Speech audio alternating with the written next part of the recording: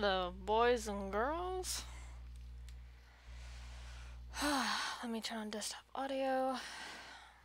Alright. You there, Ichabod? I am here.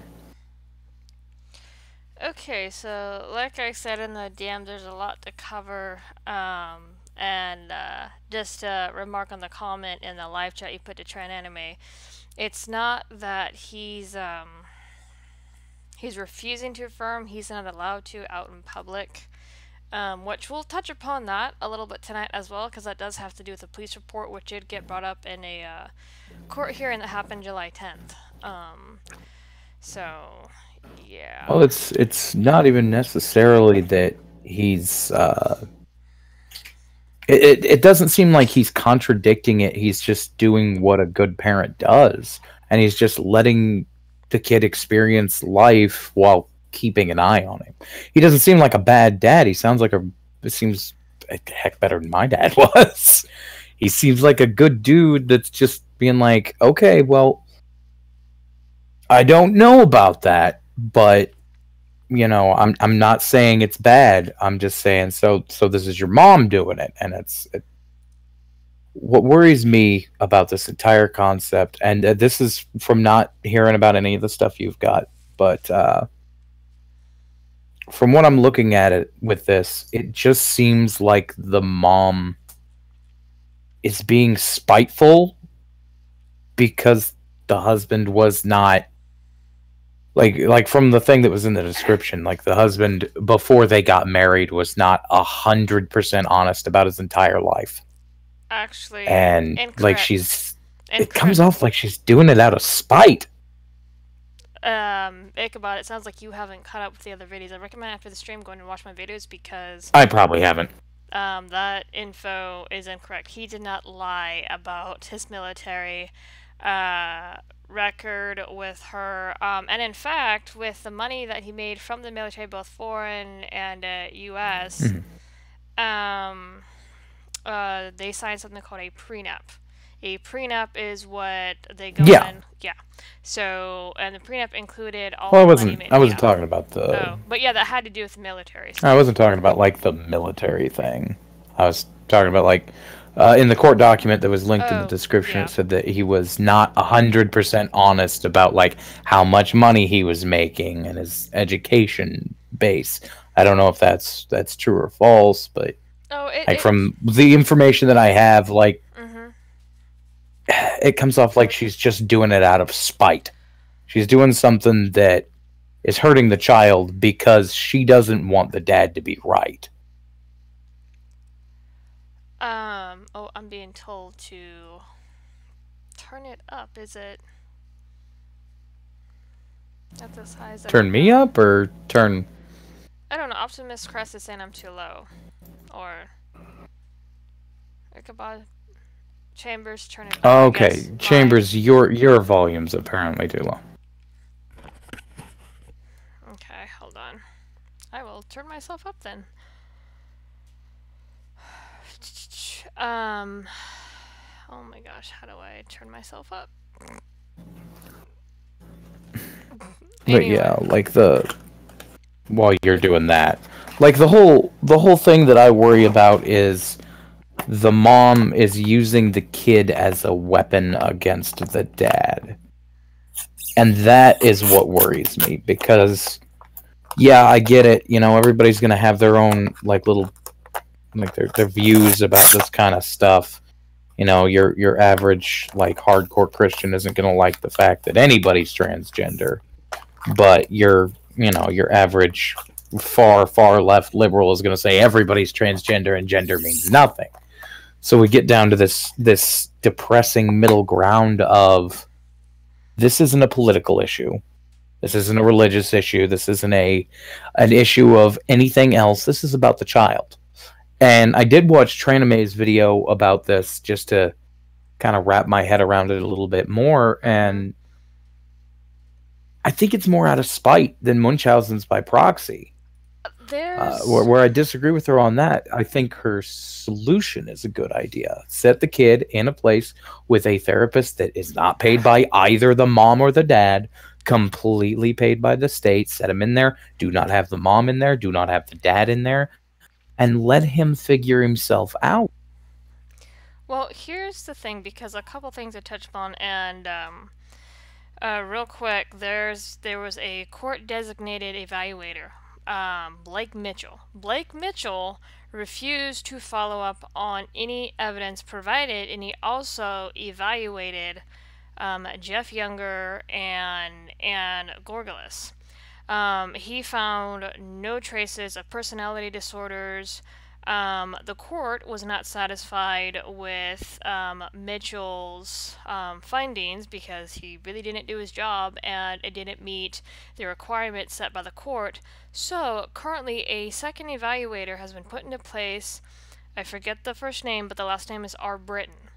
And it is still in process, the evaluation. As far as I've been told, there's a few more appointments that need to be placed and taken before a full evaluation can be given properly to the courts. But with the mom, and we're going to talk about that tonight, and what I found in both the dossier and stuff that I have looked up, there's mental problems with the mom.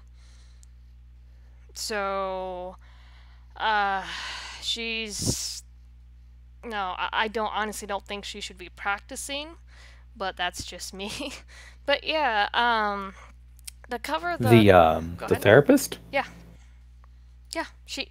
The therapist? Like the lady therapist? Yeah, Anne Gorgelis has had past neurological issues, and we'll get into that here in a bit. I do want to cover a little bit in the... police report, because I already covered it in my videos once, but we'll go over it again because there's some other stuff that I want to point out here. Can I pause you for a second? Sure. I thought Gorgelis was the ex-wife. The Gorgelis is the ex-wife. She's also a therapist for children. She's a pediatrician. Oh yeah, no, she had. Okay, I'm gonna be this guy because I feel that it is 100% necessary. No, she should not be practicing on anybody, at the very least, until she's had a psychiatric evaluation and she has had this sincerely investigated. Because if she is just going along with what appears to be, from the best case I can see, a clear misdiagnosis, then no, she has no business treating people's kids. Because it is a conflict of interest, and it is very dangerous for any child that sees her. Oh no, I agree. There's quite a few people who feel that she needs to have her license pulled, and every child that she has come in contact with in her office needs to be thoroughly investigated. Their cases need to be thoroughly investigated, just out of caution. But well, here's the thing. Like, I would throw her a bone and say, don't have it revoked, have it suspended pending investigation. Because like, if she's legitimately doing nothing wrong in her practice, then there's no reason her license should be revoked. But with something this huge, this out of the wall, it should have at the very least be suspended pending an investigation into not only her practice, but her former patients getting a reevaluation to be 100% sure there are no children being harmed. Because again, it's not political, it's not religious, it's got nothing to do with the outer factors. It is the idea of protecting those children. Oh yeah, no, definitely. And Jude has also been suffering because of this as well. I covered a little bit about that in my last video, but let's look at the police report. I'm going to flip over to my TV here, and there's a reason why I want to talk about it, because there's a misconception that I really feel people need to we need to look at. Give me 1 second here, because I need this to capture. Charm bar. Okay, so we're gonna look at that first. Okay, so in regards to the police report, because people are underneath the impression that Jeff had broken court law with bringing James to school as a boy and wanted to bring him to school on parent-teacher night just as James. We're not going to call James Luna. I'm not going to do that garbage, just no. But anyway, there was a police report filed because On Thursdays, Jeff gets James and Jude for 2 hours, and this is after school, I believe. Well, that particular Thursday night, they had a parent teacher to where the kids would show their parents what they were doing in school, like schoolwork, projects of that nature. So Anne refused to give the boys over to Jeff because he would not call James Luna and he wanted to bring James as James. And this, it was not set in court.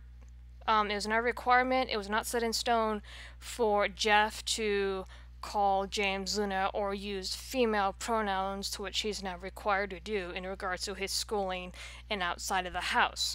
So a police report was filed. And Jeff, not to traumatize the kids, you can actually find this in the dossier on page, I believe it is, let me look, I have my notes, 325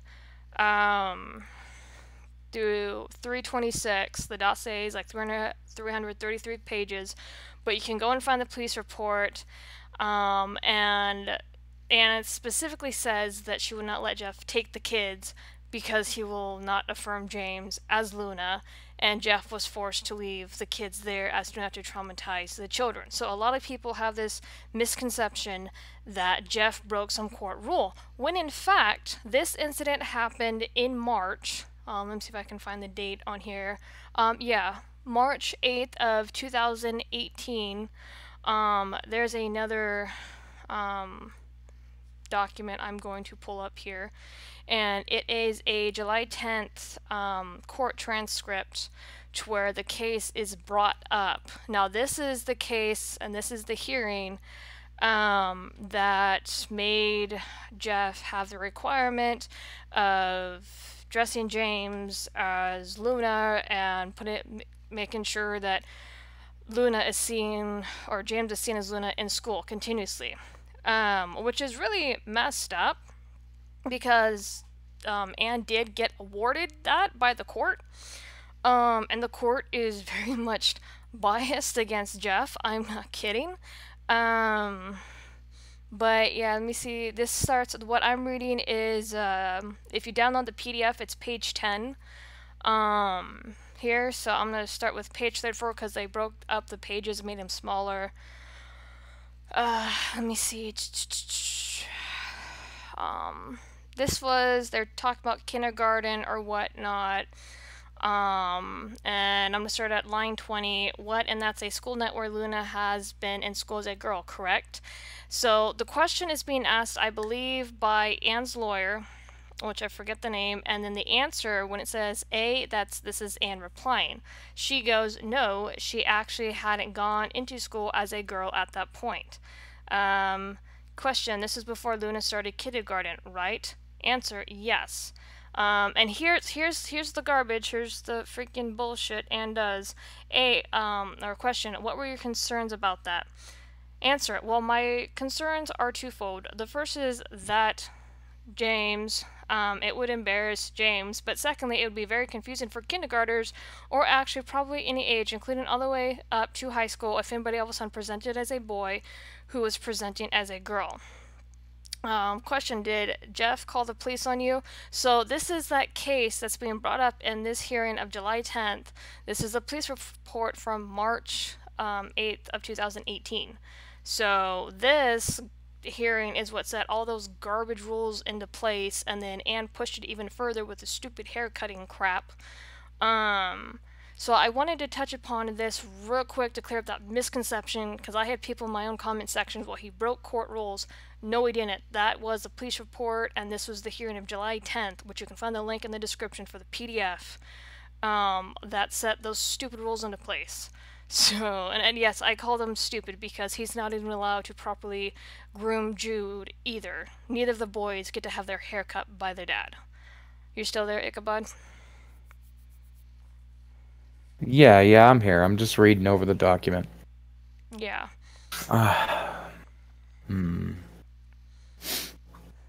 Okay, this is This is mildly familiar to something that I have seen before, and it's vaguely concerning. So I have a friend that his ex is not a happy person with him, because not for any real reason, just they broke up and it led to some issues between them. And this is what worries me about this is here where I'm at. She made claims that didn't necessarily make sense. And the fact of the matter is the lawyer backed her up. So the court, believing her on this aspect, limited my friend's ability to see his children, all based on something that never happened. And what this is looking like is she is trying to take that child from the father. It's spite. It's freaking spite, and it is frustrating to see, because I'm looking at this and it reads like some messed up. I can't even think about it. I don't even know how to respond to that. But it's the lawyer backing up the like it's the lawyer backing up the ex-wife. Oh, it's not just the lawyer, it's the judge. And I'm going to be careful what I say in regards to the judge, because there's two judges. Kim Cooks is the main overseer of this case, and then you have associate Judge Scott Bishop, who has also been overseeing the case. He is second to Cooks. But yeah, Cooks herself, if you type in Kim Cooks, Judge Dallas, Texas, that woman has a history of being emotionally unstable with court proceedings. People have noted that she should have recused herself from certain cases. There's even an incident, which I'm surprised she didn't get removed. Now, granted, Texas is very pro Second Amendment, which is perfectly fine. I am as well. But this situation should have had Cooks, in my opinion, put on the bench and evaluated. There was a situation where she had one of her bailiffs, in her chamber. She was emotional. She had her gun out, not on the desk. She was holding her gun like this, as if she was going to use it, not pointing, but she had it out in her hand, emotional, talking to her bailiff. So that's been one incident. And then there's another article that I tweeted out that people want Cooks removed. People don't like the way she works. She is not fit for her job, from what I read from this article. People are wanting her replaced. They even are suggesting another person to be put into her place. But yeah, she's not she's not stable either. Something I do want to touch upon real quick too, in regards to James or whatnot. I dug into a little bit of puberty blockers that they use for children. And oh my goodness, if you look at, because I will post like all the links in the description later, if you look at what the puberty blockers are, you have one that is an injection shot, and I believe you can get that if it's a child, maybe once a year or every few months or so, but it's called leuprolide acetate. And then you can get an insert into your arm, histrelin acetate. Now, if you go and you look these up, like I said, links have been in the description.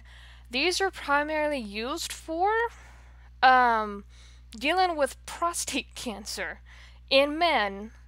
And then you have advanced prostate pavlolin cancer, and these are for adults. Also, when it comes to women, the acetate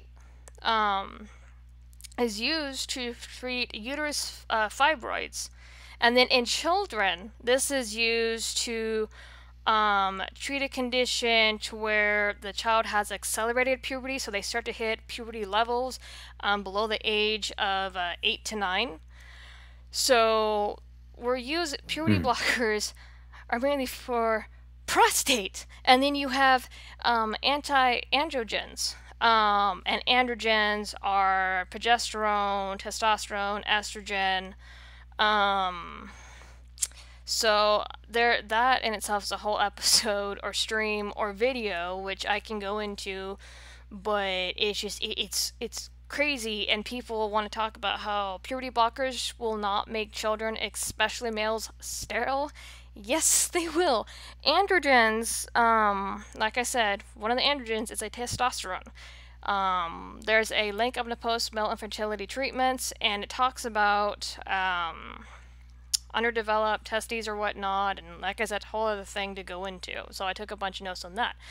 Anyway, something I really want to touch upon because it is really freaking important is Anne's mental health.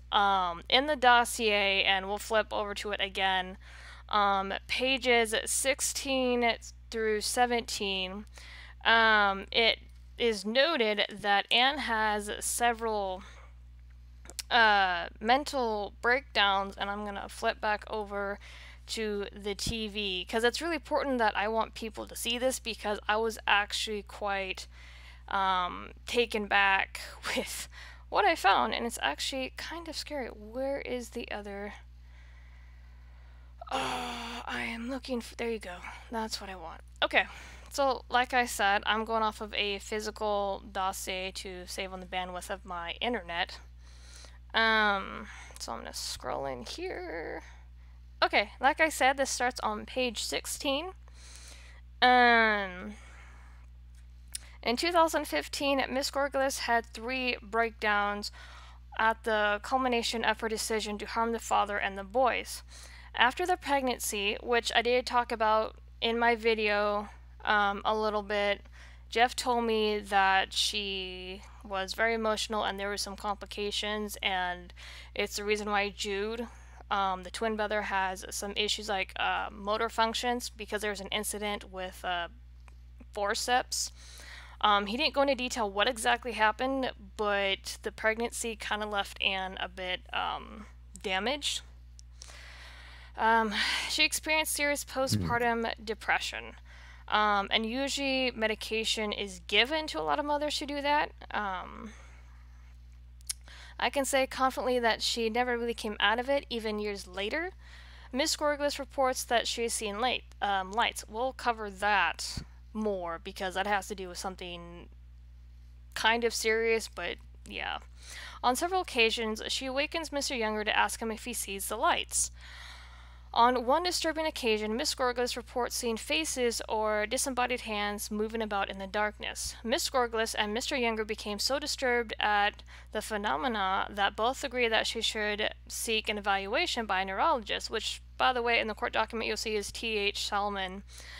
She developed odd paranoid behaviors. For example, Mr. Younger caught her several times eavesdropping on his phone conversations. She hacked his email account several times to read his emails. While on a date at a restaurant, Miss Gorgeous lost control of herself. It began with Gorgeous telling Mr. Younger that the Holy Spirit was talking to her. Apparently it was saying bad things about Mr. Younger.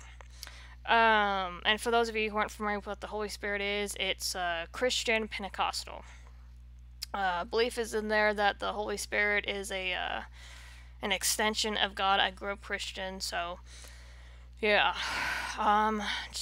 As Miss Gorgeous told Mr. Younger what she had heard, Miss Gorgeous would cock her head up to the right and slightly up as if to hear something. According to Miss Gorgeous, the Holy Spirit was telling her that Mr. Younger was a bad father and a bad influence. This went on for about 30 minutes. Mr. Younger was quite shaken. He ended the date as soon as possible.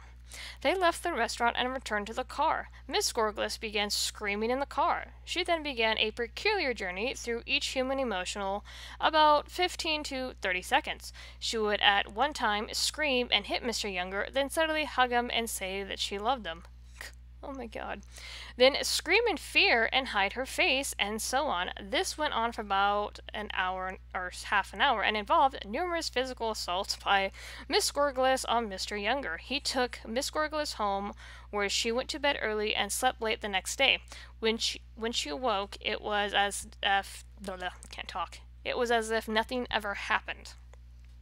Miss Gorglis has had two more such episodes before she was able to force Mr. Younger from the home. Mr. Younger became increasingly worried about the safety of his boys when in Miss Gorga's care. At this time, the boys never left his sight, and Mr. Younger began to sleep in the boys' room for fear of some bad event. To that point, because I talked to Jeff a little bit about that, he didn't divulge to me what strange things. All he said was that he noticed some goings-ons that made him really, really worried, and he became a stay-at-home dad at that point to protect the kids. Any thoughts so far there, Ichabod? And I'll catch up with the chat.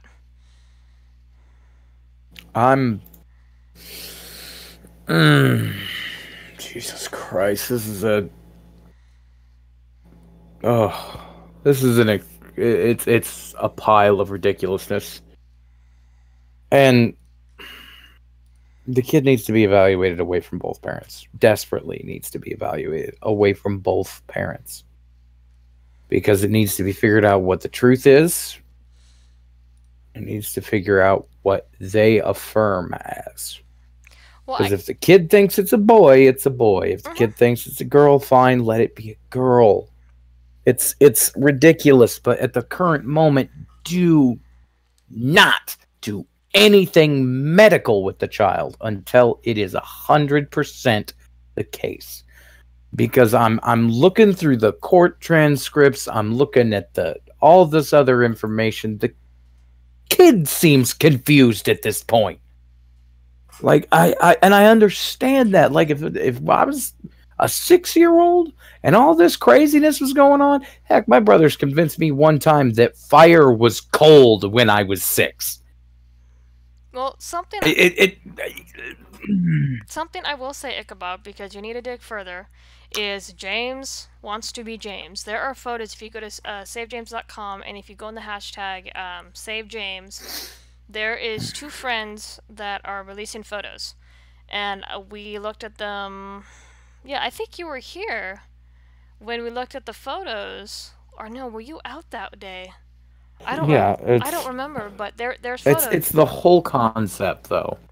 Yeah, no, there's... Like, the whole concept of it is there's too much influence on the child to do anything medically. I would honestly say wait till the kid's an adult. Oh, yeah, definitely. Even, because, yeah. Even, me and Trent and me talked about this, and I've even looked into that, is they say do not put... If the kid feels like they're trans... not only do you need to go through proper counseling, like I said, I don't agree with the recommended outcome, but this is the way that people feel is best for them to solve their problem, is from what Trend Anime, because me and Trend Anime have talked about this with her transition and her journey a little bit, is it takes extensive counseling, very, very thorough counseling, and on top of that, you need to have everything develop, especially male to female. Like in the case of Jazz the Princess Boy. Jazz was put on hormone blockers, and when they went to go transition, they couldn't because the hormone blockers had stunted their growth. And so Jazz is now stuck in this weird in-between body. So... And like I said, all the links in the description I just touched upon, look up what exactly is in puberty blockers. Like I said, there's going to be a bunch of links in the description, but go look up their primary use, what they're actually used for. And then there's going to be another link that has to deal with male infertility, and go and look at that. Because if having low hormone, sperm count, whatever, not enough testosterone, affects males, can make them sterile or impotent, imagine what that's going to do to a little boy at 6. So it's already detrimental for adults, especially men. It's probably got to be 10 times worse for kids because they're getting their stuff stunted even before it's fully developed. Let me touch upon. Let me get the little one off. I love you, but you're not coming up here right now. Let me touch upon the comment section real quick. But yeah, like I said, they do let when James is with Jeff and his friends and their other kids. James be's James. James wants to be James. You can see that in the photos. You can see that when he plays. And these photos they're genuine smiles. It's James wanting to be a boy. That photo of Anne trying to advertise James in the dress, both of them look strained and wired and just frayed. You could really see that James just wants to be himself. Let me look at the chat here a little bit. Windows 2000. Holy cow, that's expensive. Haunting by asking what it was, so he knows if I'm not sure he'll do a video though. Oh, okay. Cool. Cool. So yeah, social injustice warrior does. I've talked to him. He's seems like a good guy. I really hope he does cover it okay. I really wonder how the conversation between James and his dad goes. James is called James. If you go on the blog, they recently played chess, and James looks very happy that he beat his dad. He even does a victorious pose for it. The dad is in a no-win situation. Don't count on that. As I mentioned in my video the other day, what this case is going to come down to is Jeff's expert witnesses versus Anne's. And that's why there's still a huge need for donations, because what expert witnesses are, as I explained in my video, they are people, top researchers in whatever field or topic is related to that particular case, and they are very, very pricey. So that's what it's going to come down to. Yeah, and we see in the email there, Tatiana, that Anne is showing Jazz to James, who has no idea. Flying Falcon, I can't help but think the court has major problems. You have no freaking idea at all. Like I said, Kim Cooks, go look her up. Woman does not seem like she's all there herself. Judge is a psycho. Yes, she is. Oh. Has the court ordered an independent evaluation of James with the parent? Yes. Like I said, there was a first evaluator. They were given that video, which is Blake Mitchell. Blake Mitchell was given that video of James, evaluated James. He did not follow up with any of the evidence, did not follow proper protocol, so the courts struck down his report because it was pretty much garbage. Right now there is another one. R. Britton, I forget the first name, but he is in the process of evaluating everybody. The evaluation is still going on from what I've been told. I do not know when it's going to end. I'm not given that information, but yes, there is right now an ongoing evaluation of both parents and James. Let's see. Becoming more anti-second by the day. I'm not sure what you mean by that. Cold Summer 91, we could also try bringing this to Blair White's attention, as she has been very outspoken against transgender children. I'm blocked by Blair. So if you want to pass this to Blair, by all means, the bigger voices we can get, the better. And there's been a couple people who have covered this already. Liberty Hound is one of them. Very, very big YouTuber. He even went through and analyzed James's behavior, went through all the criteria for gender dysphoria. So he does a complete video on that topic in regards to this case. Well done, in my opinion. So, but yeah, there's been more and more people who are covering this, who are a little bit bigger than I am, who are a lot bigger than I am. I even found a child today, I want to say maybe 10, 11, who is covering this. Children are beginning to cover this. Trinity goes, Lipron, that's the first one, used to be given to post-puberty, early male to female transitioners to knock down testosterone. Yeah, no, and yeah, that's what I read too. Besides risky, they're ridiculously expensive. I did not look into the price, I just looked into the original use, which had to do with prostate cancer. There's a documentary about a trans child named Josie Romero. They put him on blockers. Falcon goes, wow, well that explains why there's such a push to kids on puberty blockers money. That could be it too, and people under this impression that puberty blockers isn't going to harm the child and lets them decide what they want to be. No. Even thorough transgender doctors who wants to do the operation saying that you need to be fully developed, especially if you're a guy.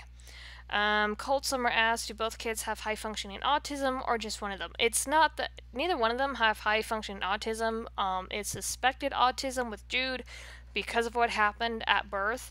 Like I said, he's high cognitive function. All of his cognitive functions are there. It's just his motor functions. As I mentioned in my past video, he had balance issues that was rectified with occupational therapy. Let's see.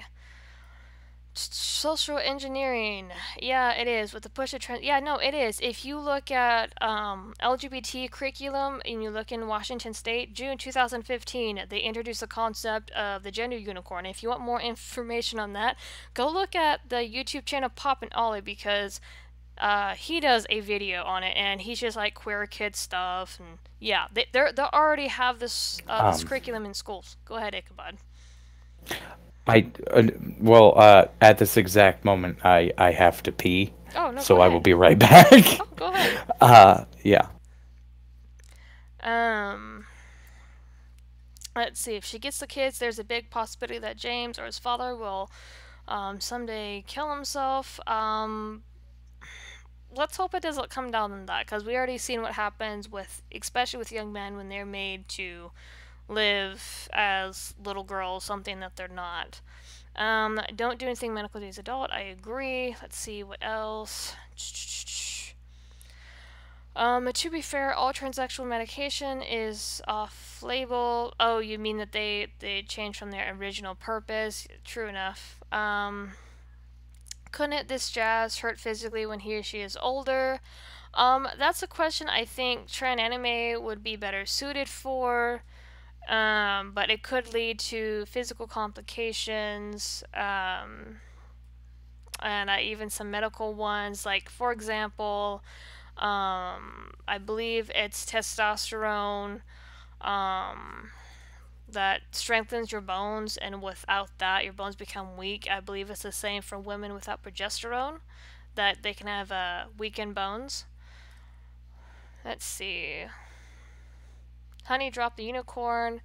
What if Anna's only doing this so she can get more patients because she's so Madiran?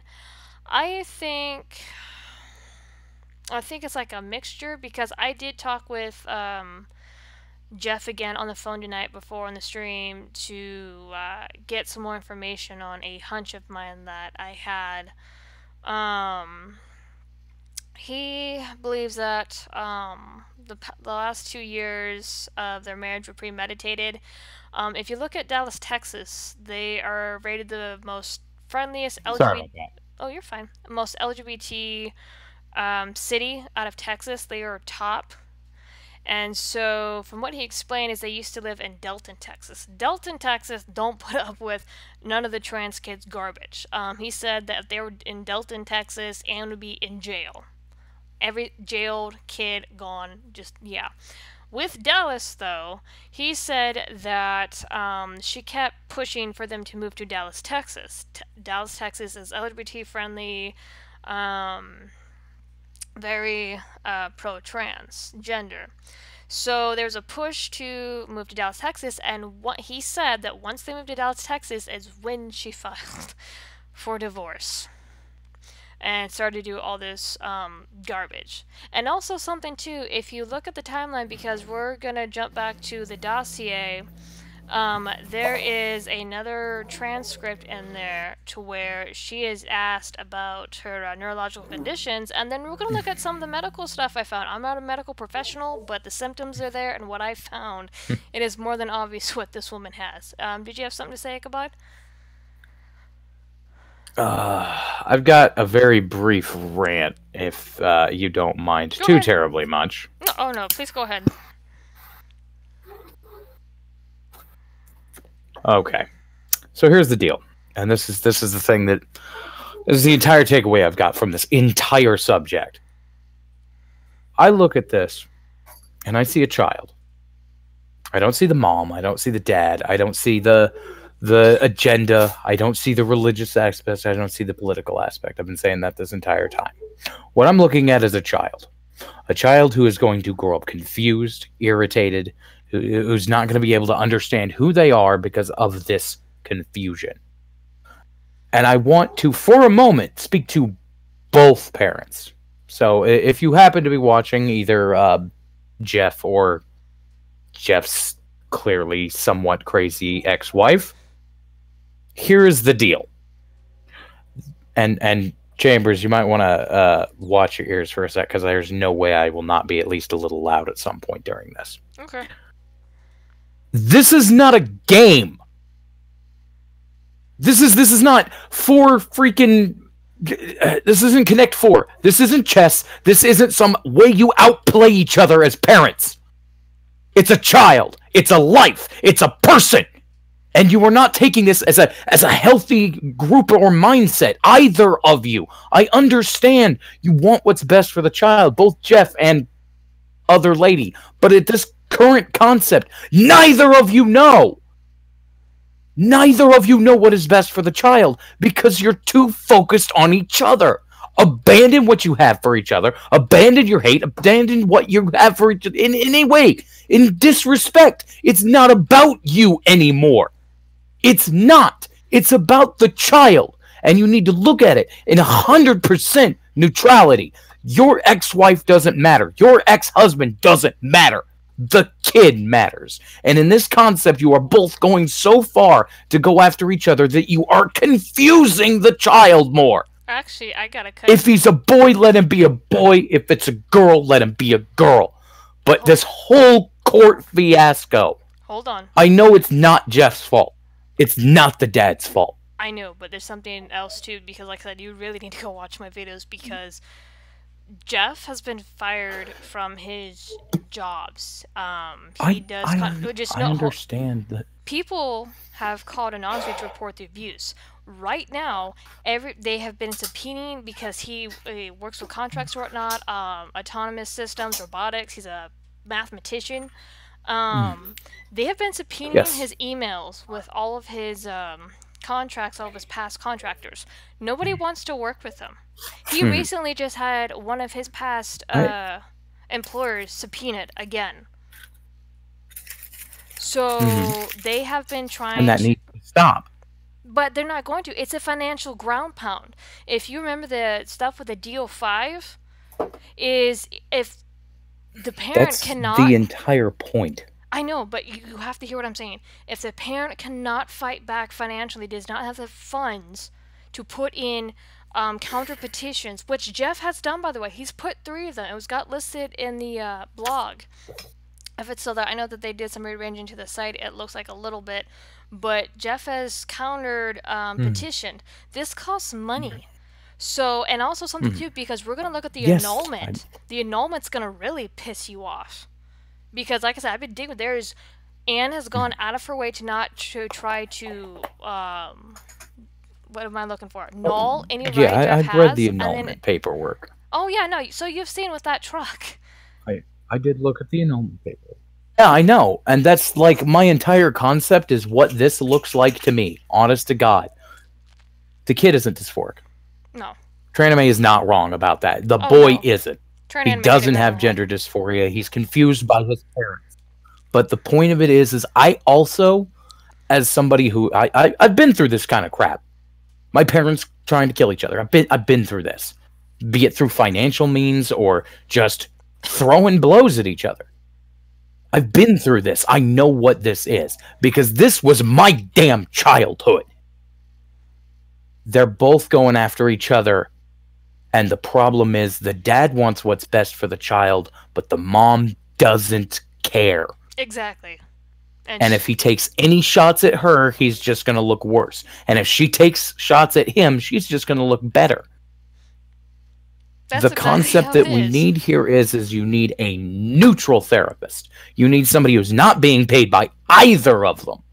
You need the state to go find a neutral therapist, somebody, if at all possible, that isn't even stationed in Texas. You got to find somebody completely out of there, nowhere near the case. Because no matter what you're looking at here, you're dealing with bias, political bias, religious bias, bias against the dad, bias against the mom. And right now, I don't care about any of the mom, the dad, the judge, the lawyer. I care about that child and what he needs. Because I'm going to say it. I'm going to outright say it now. He needs what that little boy needs. And you know me. I'm very wishy-washy on subjects a lot of the time because I honestly want to know every bit of information I can about this. But in this particular concept, this particular situation, there's no gray area for me. I've seen all this stuff. I've seen like as much as I could find about this stuff in the time that I knew, like, you know, we talked about this today about like we were gonna do this topic, so I started looking up everything I could. The kid's happy as a boy. The kid's kinda happy as a girl. And that's the ridiculous part. Like, the kid can do whatever the heck he wants. If he wants to go out on Halloween dressed as Elsa with freaking Olaf's nose, let him. Just whatever. It's Halloween. If he wants to do it for fun, fine. Let him do it for fun. But if you present him in the morning, you take up boys' clothes, you take girls' clothes. You set him out for him. The one he picks, let him pick it and go to school. Whatever name he wants to go by that day, let him go by that name. Well, here's the thing. You know, it may cause him a couple of social problems, but two things I'm going to the mom is acting so hard. Oh, she's off for now. Go ahead. And like I said, I'm going to touch on two things, and then we're going to dive into the dossier again, and then we're going to look up what I found that matches with the dossier, medical-wise. Because, oh yeah, there's... Okay. But anyway, two things. Number one... Well, I just want to finish that out real fast. Go ahead. It's from the dad's point of view, from what I'm looking at, and this is the last I'm going to say about this particular concept, but from the dad's point of view, from what I saw in the video you had linked in your description about him talking to the kid about this, the kid, the dad's not doing anything mean to the kid. He's sitting there, you know, very chill about it, like, so what's going on? And he sits there and talks to him. Now, this kid's 3 years old. He's just going on talking about it. He doesn't necessarily seem uncomfortable with the fact, but the dad also doesn't. They're just having a conversation. Dad's just looking at this kid as a kid, you know. This is my son. However, the mom is going after the dad. It's not about the kid anymore. It's about the dad. The mom doesn't like the dad. That's all this is. And that's what's infuriating. Because this is the fate a lot of kids that live my life, like I lived when I was a kid, this could happen to any of them, just because one parent doesn't like the other. All right, sorry. I just... No, you're fine. With two things to touch upon, because I even asked this, I should have shown that. We should have talked about that. If you look in the, that July 10th transcript again, and I believe it's a few pages up, few pages down, Anne is asked if James's legal name is Luna. James's legal name is James, and I talked to Jeff about that tonight. She cannot legally change his name without Jeff's consent, and there's no way in hell he's ever going to give it. So James's name is James. Now, something else I asked about it too, because this is true for a lot of schools. However, Texas seems to be a little bit different. With a lot of schools, and if you notice this is going through your own middle school and high school years, because this was true of mine, high schools, most schools are required and will use the child's legal full name, legal first name, middle, last, what is on their birth certificate, and social security card. So, however, with Texas, because he explained there's a lot of small communities in Texas and there's no law that requires these schools to use the child's legal name. And with the communities, they pretty much have control over how they run things, from what Jeff explains to me. He's been in Texas for quite a while and he has seen how the communities work. With James's school in Coppell, Texas, he said that they have chosen to use the name Luna, and they have chosen to go along with Anne's crazy delusions of her son. Also, something else too, because this was in the interview that I had with Jeff, which was just an offline phone call, and it was in discussions with what was in the dossier, some of the things. He talked about how he was on an outing with James and Jude, getting them Starbucks and hot chocolate, met with a friend, and James had to go to the bathroom. And at the Starbucks, there was only one toilet per bathroom. There was a male bathroom that had a toilet and a female bathroom that only had one toilet. So, Jeff had offered James to take him to the female restroom and to sit watch. And according to Jeff, James vehemently said no way. He said that James will soil himself to avoid using the women's restroom. He said he hates this garbage that his mother's doing to him. And something to touch upon too is, like I said, Ichabod, you need to go watch the interview. What was told to me, and I'll touch upon a little bit here, is that according to Jeff, because there was technically 4 kids in this marriage, there was 2 from Anne's previous marriage, which consists of 2 girls, and then James and Jude. What Anne will do is pick a winner child and a loser child. And he's seen this with the daughters, and then it will happen with James and Jude. James is the winner child, Jude is the loser child. Something else that he notes too is if James does not present himself as Luna to his mother, she will ignore him. He has seen this. I'm repeating what he has told to me. So she will pretty much shun him if he does not present as Luna. So that probably explains why he acts like a girl around his mom. He wants mom's attention. I kind of wish I had been there with talking to Jeff, because I would have liked to ask a question to him. I can actually... it would be... Go ahead.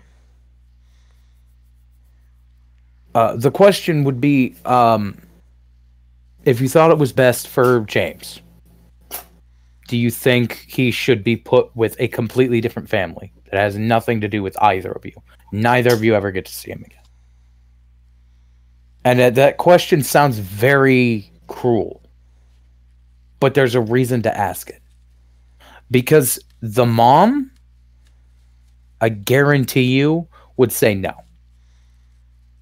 Even if it was best for James, she would say no. But I don't know what the dad's answer would be. I could probably guess. Because I think... Go ahead.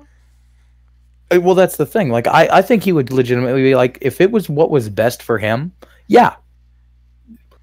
If putting him with a completely different family that never contacts us would be best for him, I would absolutely let that happen. And I think that's the paradigm. It's like the Solomon question, where they bring whatever it was to him. He says, women. Okay, we'll saw it in half and give you each half. It's that same concept. I honestly think that if it's what's best for the child, then the answer could only be yeah, no, let him take the kid if it's what's best for him. But in this aspect, I think the dad's the only one looking out for the kid, and the mom's just trying to spite the dad. It's depressing. Okay, so I know we tangented a little bit, but I want to flip back over to the dossier here. Okay, so this is on the dossier, pages 320 through 324, and then we're going to look at some medical documents. Like I said, I'm not a surgeon. I'm not nothing medical professional-wise, but there's some stuff that is I want you guys to see, and it's more than obvious. Okay, so this is a transcript from a September 17th hearing of 2015. I'm going to go through and read all 4 pages. Again, question is one of the lawyers. Answer is Anne. So they're talking to Anne right now. Question, when did you and Jeff see her? And this is going to refer to a neurologist. Answer, from March till May 3 times. Question, are you under the care or have you been under the care or treatment of a neurologist? Oh, that's something different. But yeah, here's a neurologist. Answer, yes. Okay, what's the neurologist's name? T.H. Salmon. When did you go see the neurologist? April, May, something like that, of 2015. Which, keep in mind that May 2015 is when Anne and Jeff divorced or separated. The official divorce wasn't until October of 2016, from what Jeff told me. Question, that's the first time you ever saw a neurologist? And pay attention because her sentence structure is a little weird. Answer, oh, well, I guess I've seen a neurologist in 2000 or 2001. Question, why did you see one back then? Migraine headaches. Okay, why did you see the neurologist again this year? Because I'm still lactating, and there was another symptom. Oh, and I was having funny feelings in my feet. What is the diagnosis? Still lactating, nothing. There was diagnosis, which I call utter bullshit. Question, did you report that you were seeing lights and hearing ringing noises? Which, again, we will touch upon in what I read. I have links to those as well.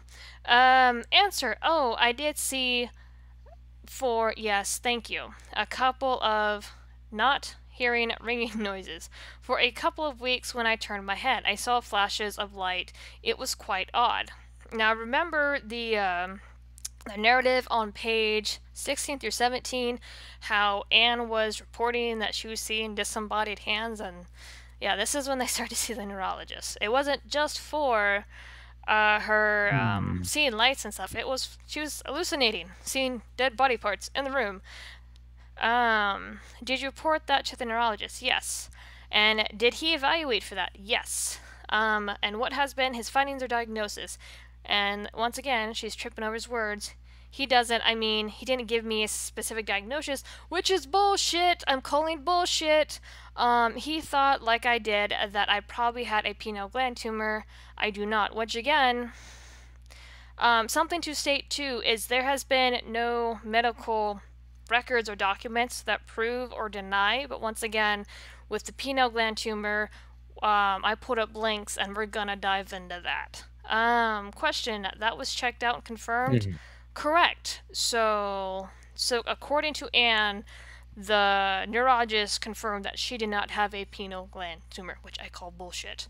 Are you still suffering from any neurological symptoms? Neurological? No. Do you still have the seeing lights or hearing ringing noises? No. That was just for a brief period of time? Correct.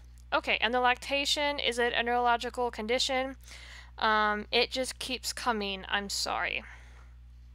How is it related to the neurologist? That's where I'm confused. Oh, do you want me to explain that? Is there a medical condition? Yes. No, I guess not. Which I don't understand that. I think that was like the lawyer cutting her off. Answer, okay. Let me just ask you this way. Is it normal for a neurologist to evaluate or treat lactation? Yes. Okay, did the neurologist prescribe any medication? No. No. Question, any treatment planned by the neurologist? He ordered an MRI. Okay. And that was negative? Correct. Okay, and yeah, that's it. So, and that's where I call bullshit. Because there's a lot. Good lord. I'm gonna pull up a document here. Oh yeah, no, hold on. Just so Go ahead while I'm pulling this up.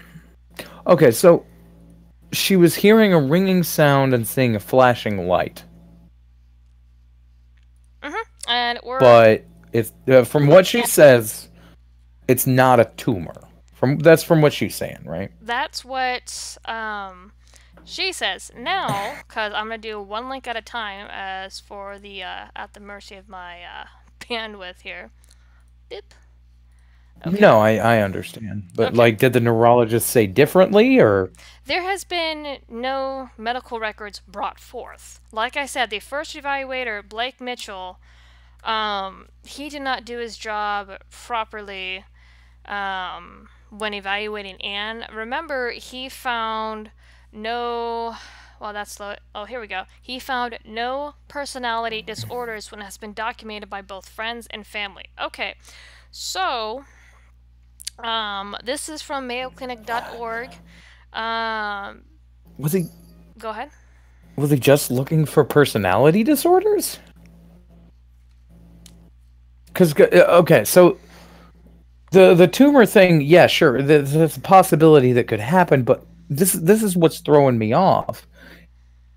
If he's only personality disorder, that's meaning he's not looking for any form of psychosis. He's just looking for personality disorders, like antisocial personality disorder, or along those lines. It doesn't cover schizoaffective, schizophrenia, which, if flashing lights and a ringing sound, could be schizophrenia, or even just dissociation. And like, if she said, like, she was talking to the quote unquote Holy Spirit, that sounds much more like schizophrenia or a dissociative state than a tumor at the time. No, but that's just from what my understanding of what's going on so far. Yeah, let's drop down to here.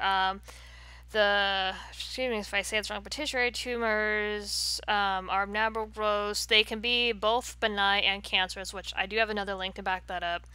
That develop in your pituitary. Okay. Yeah, pituitary gland. Some pituitary tumors result in too many of the hormones that regulate important functions of your body, which do note that in the narration it was documented and said that Anne had a fluctuation of emotions 30 seconds each and went from I hate you, the worst person, I'm gonna hit you, to I love you, I'm going to hug you. So some pituitary, cannot pronounce that word. Some tumors... It's pituitary. It's fine. Yeah, it's messing with my brain. Pituitary tumors can cause your pituitary gland to produce lower levels of hormones, and that includes progesterone. This includes estrogen, and if you read about hormone imbalances, especially in women, that they can get very hormonal, depressed, even to the point of suicide. So keep that in mind as well. Most pituitary tumors are non-cancerous. Somebody... Oh, go ahead. Somebody in the chat says, I think the mom has a form of Munchausen's by proxy. Yep. But here's the thing. I'm going to offer a little bit of pushback on that concept. Because what she's doing doesn't seem like Munchausen's by proxy. Because she's trying to get attention. Like, that's basically what Munchausen's is. You feign or even experience the actual symptoms of an illness because your brain makes you think it's happening because you need that positive attention. But that's not seeming, well, positive or negative, regardless. Point being, what this is coming off as, like how she's behaving and what she's acting, sounds far more like schizophrenia or schizoaffective disorder, and very untreated. Because she's having not only the auditory and visual hallucination that it can come and go, but she's also having a serious concept of, she has heard what this therapist has said, is taking it as gospel, 100% as gospel, and then subjecting a child to something that either, when the child isn't presenting as Luna, she actually doesn't know he's there, or she's doing it intentionally because the Holy Spirit told her. Regardless, that is a serious dissociation from reality. And that comes off heavily like schizophrenia. Or schizoaffective. To be fair, it sounds more schizoaffective than schizophrenia, but regardless, it's I It's think it's a mixture of things. troubling. Myself, just from what I've been reading, and but anyway, let's continue. Most pituitary tumors are non-cancerous benign growths. Adenomas remain in your pituitary gland or surrounding tissues and don't spread to other parts of your body. Various options, symptoms. Not all pituitary tumors cause symptoms. Pituitary tumors that make hormones functioning can cause a variety of signs and symptoms depending on the hormone they produce. The signs and symptoms of pituitary tumors that don't make hormones non-functioning are related to their growth and the pressure that they put on other structures. Smaller, okay, I don't care about that stuff. Okay, so signs and symptoms related to tumor pressure. You have headache, which you complained about. Migraines, vision loss, particularly loss of peripheral vision, which that is a symptom. Symptoms related to hormone level changes. Overfunctioning. Functioning pituitary tumors can cause an overproduction of hormones. Different types of functioning tumors in your pituitary gland can cause specific signs and symptoms, and sometimes a combination of them. Deficiency. Large tumors could cause hormonal deficiencies. Signs and symptoms include nausea and vomiting, weakness, feeling cold, less or frequent menstrual periods, sexual dysfunction, increased amount of urine.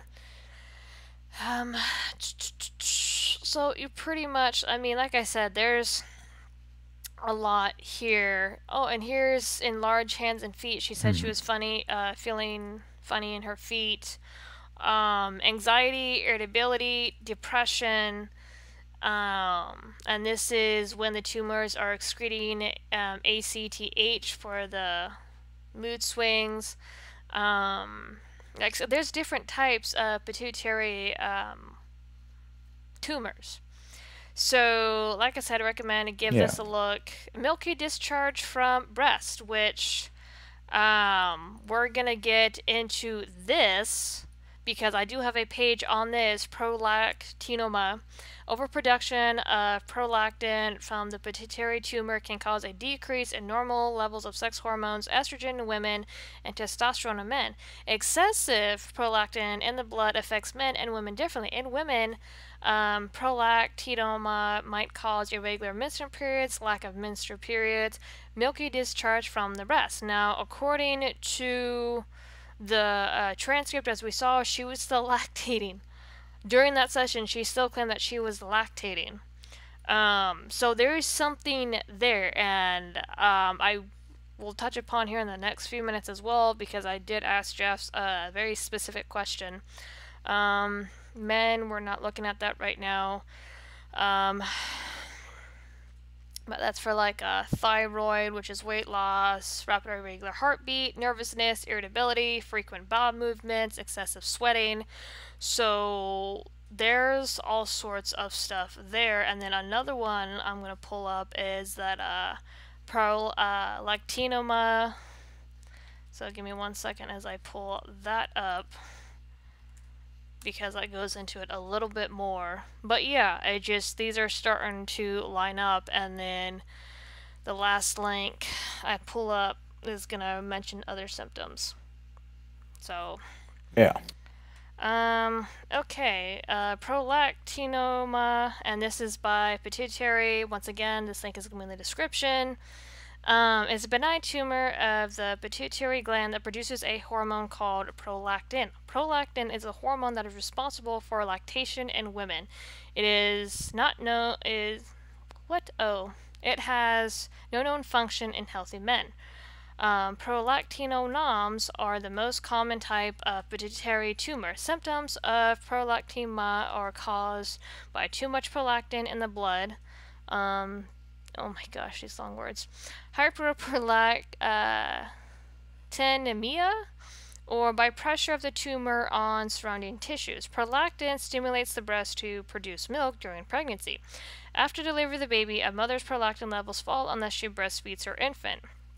And then, yeah, so this talks about, where is the signs and symptoms, causes, prescription drugs, pituitary tumors, hyperthyroidism is another thing, but that's not what was mentioned in the court document. Complications. So, give that a read. I just thought of something really disturbing. What? Go ahead. What if the reason that she's still lactating is because she's pumping milk? Because that would raise her prolactin levels to maintain breastfeeding. It's a possibility. Like if she's doing something weird, or the kids are still breastfeeding sometimes, and that's don't think so. Disturbing, but a possibility. Let me put up this one. Okay, so this last link that has to do with the pituitary gland and her weird mental symptoms. This is from verywellhealth.com, and this just talks about symptoms of a brain tumor in general, and the pineal gland is pretty much in the corner center of the brain. So, like I said, go over this page. This has to do with if a headache gets worse. It does talk about how you can, they can be benign or cancerous. Something that I do want to go down to, because I'm going to actually do a Control F for you guys to see. Okay, so this is why I really believe she has a freaking tumor in her pineal gland. Vision and hearing problems. Some brain tumors can cause visual or auditory disturbances. Problems with vision can include seeing flashing lights, as was described in the transcript, double vision, blurring, and loss of vision. Auditory disturbances can include one-sided hearing, which, when she turned her head, she said flashing lights and ringing. In the ears, when a tumor involves the brainstem, the pupil in one eye may become dilated. This symptom should be considered an emergency. Like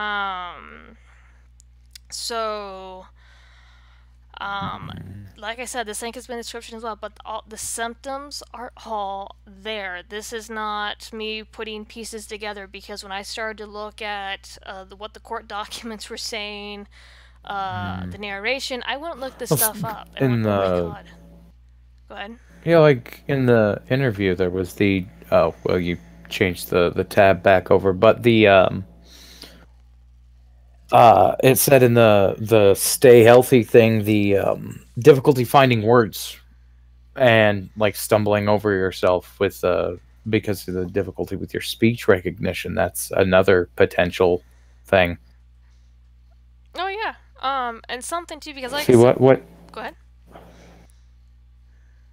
Well, yeah, no, she needs to get an MRI by an independent doctor, and get it all. Everybody needs to get checked out, because this is just a cluster.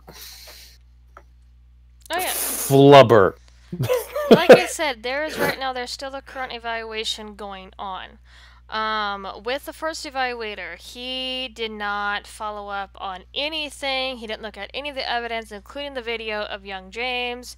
In my video as well, Ichabod, in the interview, there is the email too that pretty much has Anne confess that she's brainwashing James. So, yeah, it's just a mess right now, and I don't think she's mentally fit for her position. I really don't. I think she needs to be put on leave. But considering the Dallas area of Texas, there's a lot of bias against Jeff right now. There really is. There is a campaign to keep him financially grounded, and something else I did mention as well is that the GoFundMe has been frozen 3 times. They even had to hide the GoFundMe link and get another one started. So there's been an active campaign to pull down the fundraisers, which hasn't worked, thank God. And yeah, so, but yeah, it's freaking horrible. So here's the thing, and this is very much a kind of a comfort level for you and for a Jeff kind of thing here, because if at all possible, I would like to talk to Jeff, but the concept of it would be and I know this ahead of time, I would probably piss him off at some point during. Like, the entire concept. I realize he would not have 100% of a fun time, because I'm not a person to pull punches in discussion.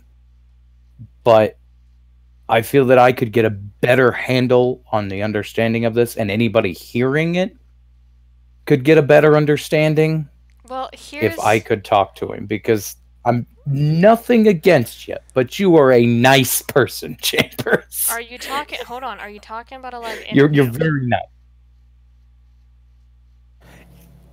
Not necessarily live. You wouldn't be able even to just to talk to him in general. See, I wasn't even trying to... Yeah, not even necessarily recorded. See, I wasn't even trying to contact it's Jeff just... Go ahead.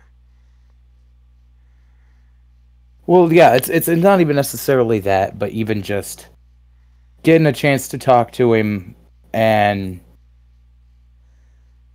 ask him the kind of questions I ask. Because I'm very firm on that. It's a lot of the reasons why, through a lot of the online controversies we've had, I tend to stay a little further out of it than I probably should. But it's because, oh god, what was that? The Rose thing. That was what's her name? That was DO5. The stuff. Yeah, the Daddy 05 thing. Yeah. I, at many occasions, wanted to sit down and talk to that woman, because I had questions that just never got asked. And I look at it like, I know when I ask that kind of stuff, I come off like a prick. But I hate to use the phrase, but it's well-intentioned when I do it. Well, here's the thing. The way that they have this set up, and this is what he told me specifically, and I mentioned this in my video, is anyone who has questions for Jeff, either give them to me or comment section or whatever, and I can ask them of Jeff and write down his answers. Like, I literally got reached out to. I didn't go digging for Jeff, because I was looking around, and I was asking one of the friends over Twitter, and they're like, oh, hey, Jeff wants to talk to you. Okay. Which was really cool, but I didn't want to bother the man at all, so I never even attempted to contact him or ask his friends for contact. Yeah. So, I mean... when it comes down to it, just... if it's the opportunity is afforded, maybe mention it. You don't have to, but if at all possible, at some point I would like to talk to him independently and kind of ground myself on what's going on, so I can get answers to questions that other people just won't ask because they come off as offensive. Okay, like what? Obligatory, not obligatory, but like the question I asked earlier. It comes off mean to ask that. Like, would you, if it was best for the child, abandon all your rights if she had to as well and send it to a completely different family? That question sounds horrible to ask of a parent, but it gives so much information on the priorities of the person. Yeah, well, I can tell you because like... Go ahead. Like, when it comes down to it, I'm concerned for the child. That's my concern. Is that poor kid who is caught in a whirlwind of bullcrap. Oh yeah, definitely. Cold Summer 91 has a question to Jeff of how else can we help? I just get the information out. As I've been telling people, there are two donation links. Memory and Hollow are putting them in the description. One is the GoFundMe when they yell help, help, help. The second one is the GoGetFund when they scream save James, save James. So there is two fundraiser links. In those, donate if you can. If not, retweet, share, get that out, because they are still needing funds. Lawyer fees are expensive, and Jeff has been at this for the past year or so. And the annulment, I know not all of you have seen the annulment papers. Go ahead. When it comes down to it, one of the biggest things you can do is spread awareness of the situation. So if you are a YouTuber, you have a channel, do a video on it. If you know a YouTuber, or even just spread it to somebody that you think might be concerned about it. Like, I just now sent it to Mr. Dapperton and Shane Gillian, because, like, I have some sort of through line connection. I don't know if they'll actually do a video on it, but I sent it to them because, you know, they're good people. You know, ANCAPs, whatever. You know, some people don't like the ANCAPs, but if you know somebody who would do this video, who would talk about this issue, bring it to their attention, because a lot of these situations, a lot of these little things that happen like this, like with the Daddy 05 thing, as much as there's like occasional animosity there, Joy did bring a big spotlight to it. Oh, and yeah. If you know a big YouTuber who will cover it, absolutely do it, because awareness is the shining a spotlight on something awful is the best way to disinfect it, for lack of a better terminology. Go ahead now. Sorry, I didn't mean to interrupt. No, you're fine. But yeah, no, she brought a big spotlight to the DO5. She's actually one of the main reasons why it was still alive when all of us had to shut our mouths, because a freaking PR firm was watching me, Base, Rose, and anyone else was putting out media on Rose's side. We all had to shut up, and because I was the campaign manager. But anyway, yeah, no, the bigger people, the better. And please, please, please, provide them the links. Tell people to grab stuff, because for those of you who have not read the blog update, a few days ago, because I do have a video on my channel, Anne is trying to get the court documents sealed because of the backlash, because of the criticism and people speaking out. She is trying to get every freaking court document sealed. Now, from what Jeff has explained to me, is that by Texan law, is a third party can not get enjoined for sharing court documents. But the way that this court has been running, which is very biased against Jeff and in Anne's favor, and like there's Kim Cooks, look her up. There isn't much information on Scott Bishop. I tried looking. If you guys can find something, let me know. But there's very much a bias against Jeff. So get the word out there. Grab the documents. Grab the dossier. Grab the video of the interview with James. Grab anything and everything off that website you can and freaking stuff it somewhere. Or blast it, because if Anne gets her way, because of like Sarah, which is one of the friends, stepping up, and another one which I'm not sure has been publicly named yet, so I won't share that name. It's more than likely they're going to be considered not third party. They're going to be considered one of the primary parties because of what Anne has already been able to pull, which you're going to see with the annulment, which we're going to go over as well, the appeal to reject the annulment. But grab anything, everything, yes. Just as a side note, you might not like the people on the side, but it is prudent to put out this information to both sides of it. I would appeal to neutrality on this one. If you know a prominent left-wing YouTuber who will look at this objectively, like I sent it to Ranting Feminist. Oh, yes. Because I think she will look at it. Yeah, I sent it to Ranting because, you know, she's not going to look at it like strictly feminist. She's going to look at it through what's best for the kid. And I personally feel that like she'll look at it objectively. And there are left-wing YouTubers, far left-wing YouTubers, like crazy on most issues. But if they see a child involved, they will look at it objectively. and they will often do a video about it. And you can't limit it to one side, because if just one side screams out about it, then it comes off as partisan, and that means that they can throw you into a box. Hit up Don't LGBT let them throw pages. you into a box. Show it to everybody. Yeah, there's already LGBT people screaming about this. Get a whole, if you know transsexual groups, post-op, pre-op, freaking blast this everywhere. Get anyone who's willing to listen and actually thoroughly, like Ichabod said, thoroughly look at this. Because when I came into this, I actually started to look at everything, not like everything, but I started to, a lot of stuff started to really catch my attention, and I started to talk to Jeff, and I went back and looked at the dossier. Everything he has told me, for the most part, is found in the dossier. It is backed up by the dossier, whether it be a court transcript or a documentation. I've seen the photos of the kid. I've even showed some of those on stream, which are public on Twitter and this Save James hashtag.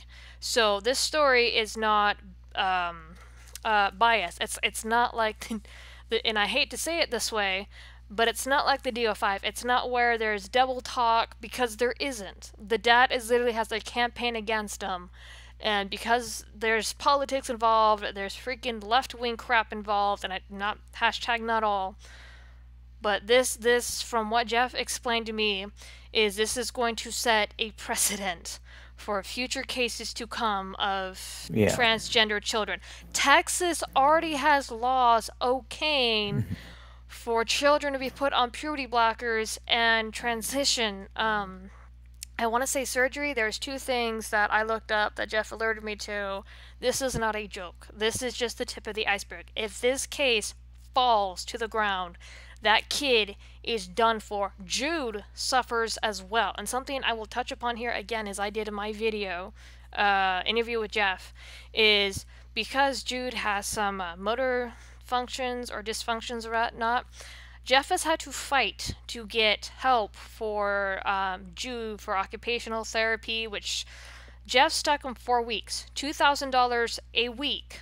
That is $8,000 a month, 1 month of occupational therapy, and was able to get Jude's balance under control and manageable. Jeff has been pushing for speech classes. Anne will not set a proper date, and she keeps pushing it back. Her focus right now is James or Luna.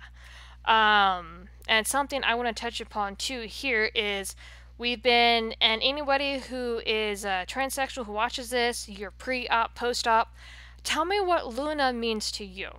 Because me and the other friend, because me and Jeff were talking about this tonight, Luna comes from a specific place. It is symbolic. It's not just an out of thin or out of the air name.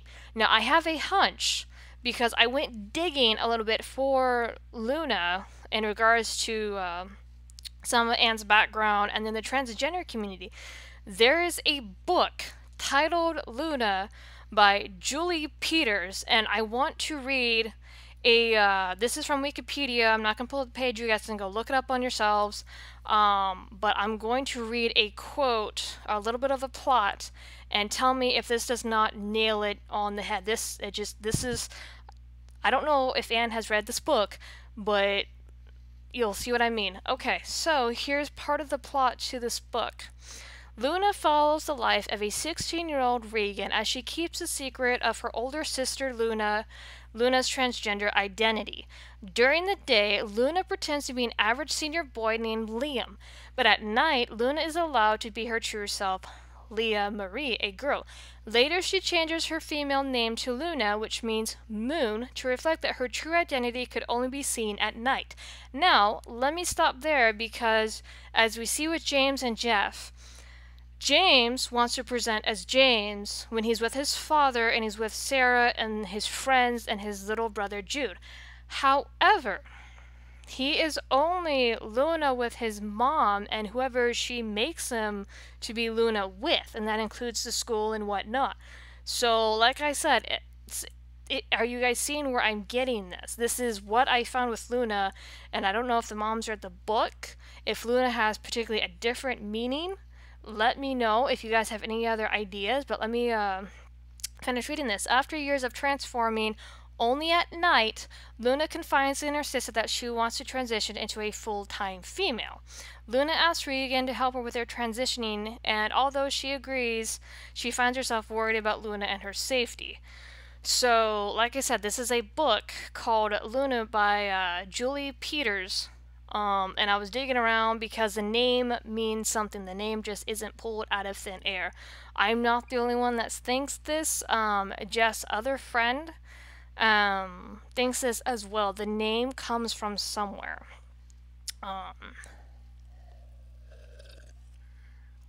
So that right there, if Anne has read that book, which I don't, I'm gonna ask Jeff if he's ever seen her read something like that.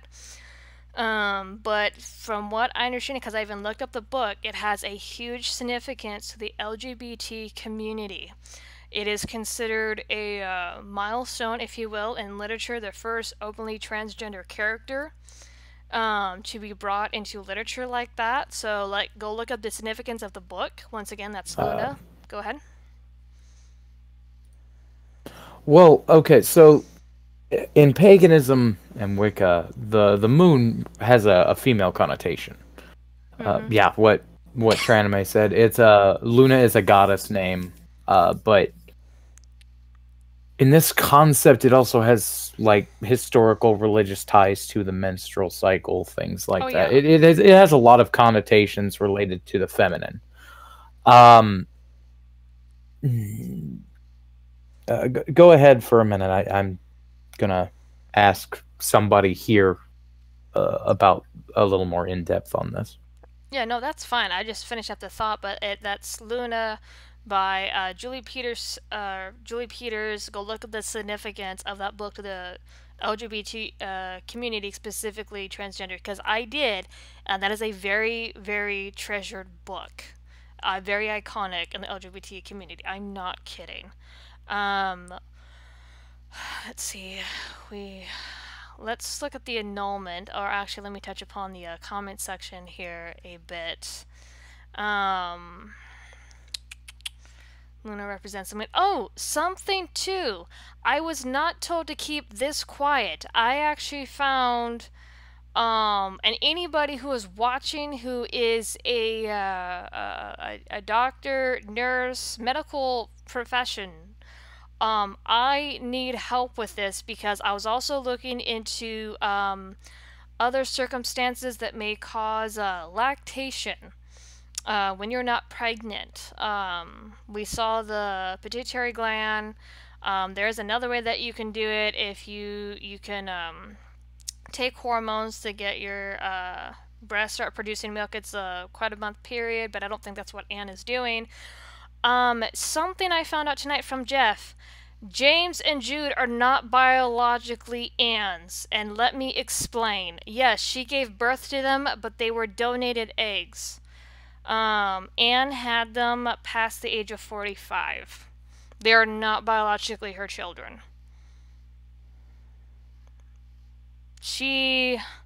When they talked about kids, she was past that stage. So they're not biologically hers. Let me just state here. I grew up, I have a bio mom, and then I have a new mom, which technically by legal terms is step or not my real mom. So I'm not saying that parents who don't have bloodshed are not their real parents. But there's the reason why I want to point that out, and I started to look into that because I had asked Jeff if Anne had had a miscarriage, which could contribute to her behavior problems if somehow the miscarriage contributed to the lactation problem. So I was looking at different possibilities outside of the tumor gland. So I have someone here who's been more or less been looking into this with me, and I think they might have a slightly different perspective. If you would mind, I could put her on if that's all right with you, and you could kind of talk about it with her for a moment. Just sure, if you want to bring her in, it's. I believe it would be valuable. It's through Discord. Well, I just hand her the headphones. She's like right here. Oh, okay. I thought, okay, no, that's perfectly fine. Yeah, What's no, her I name? can just hand her the headphones. Bridge. Bridge? Okay. Bridge Building Heathen is her YouTube thing, but yeah, no, it's Bridge. Bridge is the easy way to go with it. All right, I'll hand her the headphones real fast. Okay. Hello. Hello, Bridge. How are you doing? This is the mute, and there is a little bit of a delay between when she hears you and when you speak. I'm doing okay. Let me address this question real quick. Mr. Obi-Wan 2020, couldn't the donor then step into this technically? I have some donors signs, know that some donors sign rights away, however, some don't.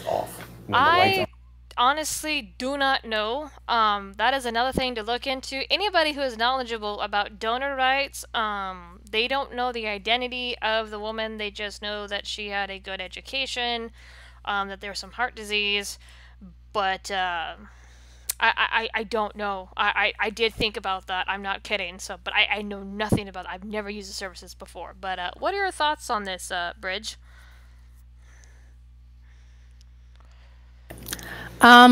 So first of all, go ahead. Ichabod wants me to mention some of my qualifications, what little ones I have. I mean, technically I qualify as a behavioral health specialist, but I'm working on becoming a fully licensed counselor.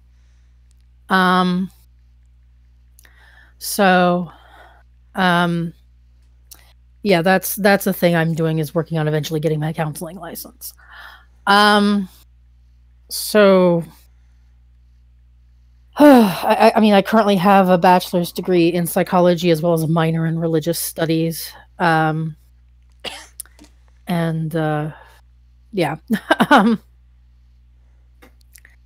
And I've just seen a lot of interesting things from a lot of different sides of the articles that Ichabod was looking over, because there's certainly, a lot of feedback from the fundamentalists, including some of the same people who were protesting gay adoption on this. And it's like, well, I don't know. I feel like very few people on either side of what's coming up on the internet really have this kid's best interests at heart. And what Ichabod was harping on getting the kid independently evaluated by a qualified therapist who isn't being paid by either parent is super important, more so than trying to pass legislation or whatever else any side politicizing this is doing. Well, I mean, people trying to use this as a bargaining chip. Let me touch upon two things for you. Politics is ridiculous. Anne is not paying for the counseling. Jeff is. Jeff has been made to pay for James to see Rebecca Orr. Rebecca Orr, which me and Tatiana Whitaker dove into, as well as Trans Anime. Rebecca Orr rubber stamps anybody who feels trans without sending them through the proper counseling process. So Anne's not paying for the counseling. Yeah, Jeff and I know that. Yeah, there's a lot of. I know that there are Tumblr posts out there that try to route people to those therapists, even, and give them more publicity that way. Like there's like there's like different resource posts out there pointing out who these people are who will rubber stamp people. So that's actually kind of a thing that's in that community too.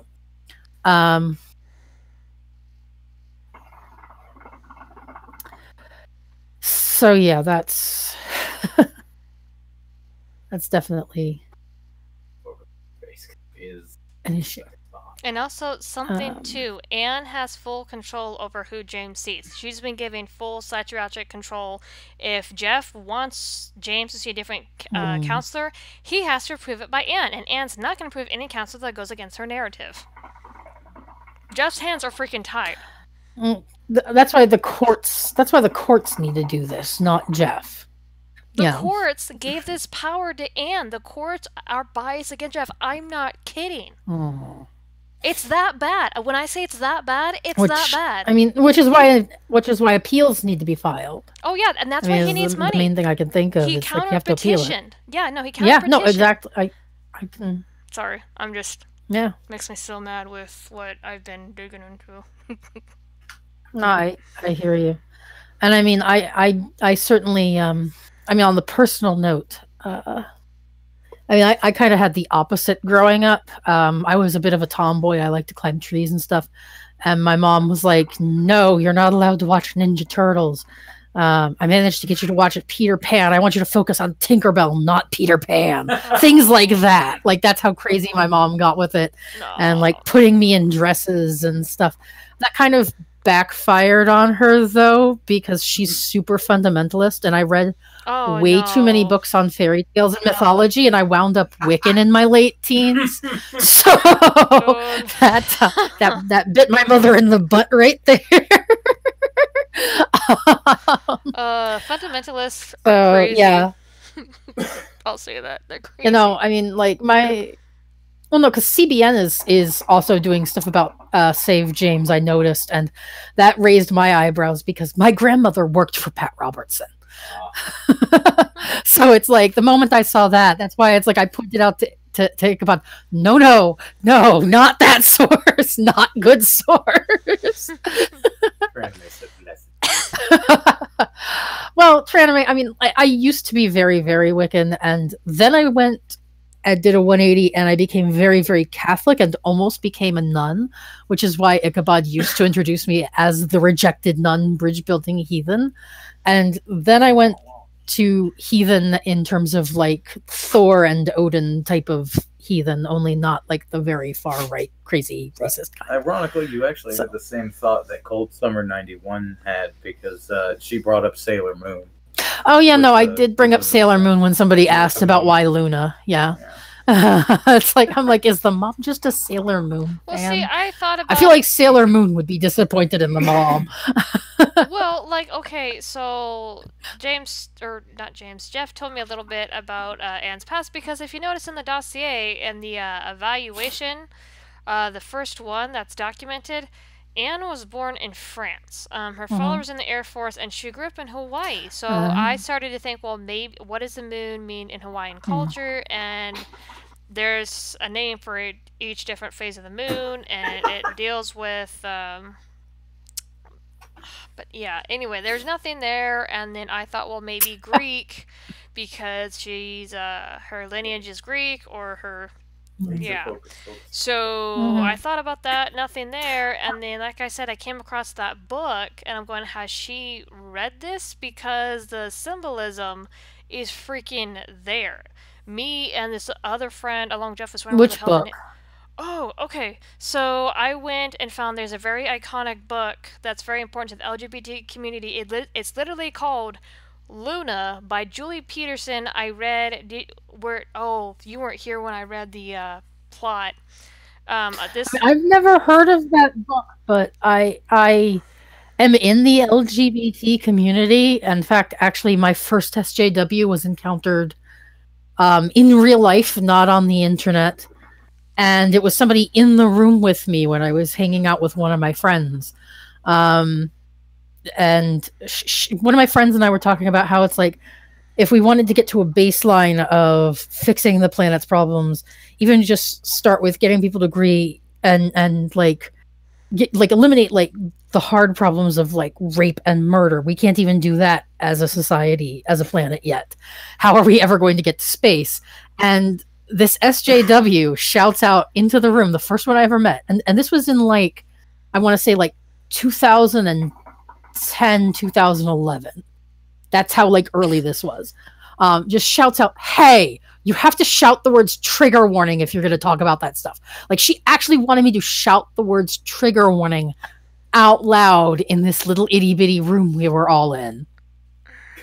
That's when you tell her to shut the fuck up. Before I could ever say the word rape. Throw a shoe at her. Shut up. Oh, actually, Ichabod will know who I mean. The person, Lucian, the Tropius. He was, yeah. So it was Tropius? No, he was the other person I was talking to when that happened. For fuck's sake, goddamn. You're getting a little off topic. No, I am getting off topic. But it's one of those things where it's like, just, oh my god. No, like there are ridiculous people on this planet. There definitely are. But to to Cold Summer 91, I mean, yeah, I know a lot of Catholic men who are huge fans of the movie Mulan, and none of them want to be girls either. Although I have seen a lot of them sing very hilarious renditions of the Be a Man song from that. Let's see. This is 13 pages. Holy crap. Go. Oh, God. Let it go! Okay, so Ichabod almost let it go. Getting off topic just a bit here, because there's one more thing that I want to cover, and it's the annulment.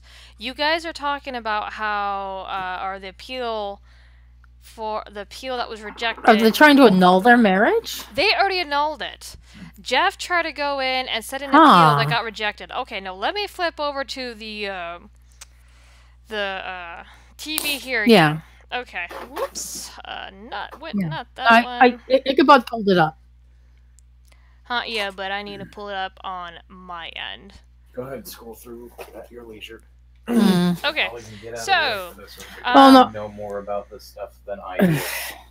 I'm not good with the Court of Appeals. Kansas is pretty ridiculous. Okay. So our laws do. This is 13 pages. Well, I mean, annulments, usually you have to, have never had sex or a bunch of other things. Oh, I know, but like I said, that's Kansas. Law. This is... what just fell over? Something fell over. No, just don't worry. Okay. That's Kansas law. This is Texas. Remember, Kim Cooks is in charge. She granted it despite 5 years of marriage. Technically 6, because the divorce or the marriage wasn't done away with until October of 2016. So, as I touched upon in my interview with Jeff, and this is how messed up this is. So, we discussed that a prenup was established before the marriage, which protected property, because in a lot of states, when you get an actual divorce, it is split right down the middle, 50-50, regardless of what you brought into the marriage materialistic-wise. Financial assets, the whole shebang. 50-50, down the middle, which I think is messed up. Anyway, so a prenup protects against that. So when the divorce goes into effect, the prenup goes, okay, this is yours, split, you guys do not gotta mix. You guys gotta keep your own crap. Okay, so in the prenup, Jeff had a truck. And the truck was taken by Anne, or given to Anne. Something that Jeff explained to me, because Traname was asking me about this the other day, because when an annulment happens, it dissolves not only the marriage, as is it technically never existed, it dissolves the prenup.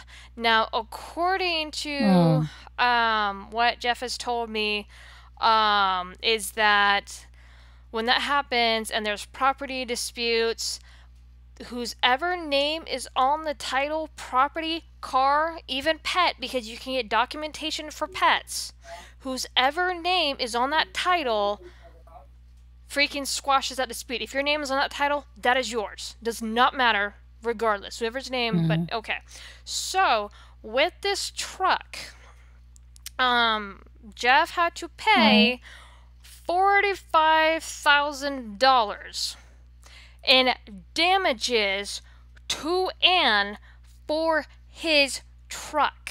Now, something I did ask him, because I touched upon this in my interview with Jeff, I asked him, well, didn't they pull up the title history? Now, what a lot of states do on their titles is in the front, you have your name, you have the make, you have the model, whatever DMV state you're in. A lot of states, you flip over to the back, will have a history of who owned the car last before it was sold or given to you, whatever. A lot of states do that. So I'd asked him, do they go through the title history? He goes, yes, they did, but Anne claimed it was false, and Cooks said it was a dispositive, meaning the title history did not matter. She considered it invalid and tossed it out.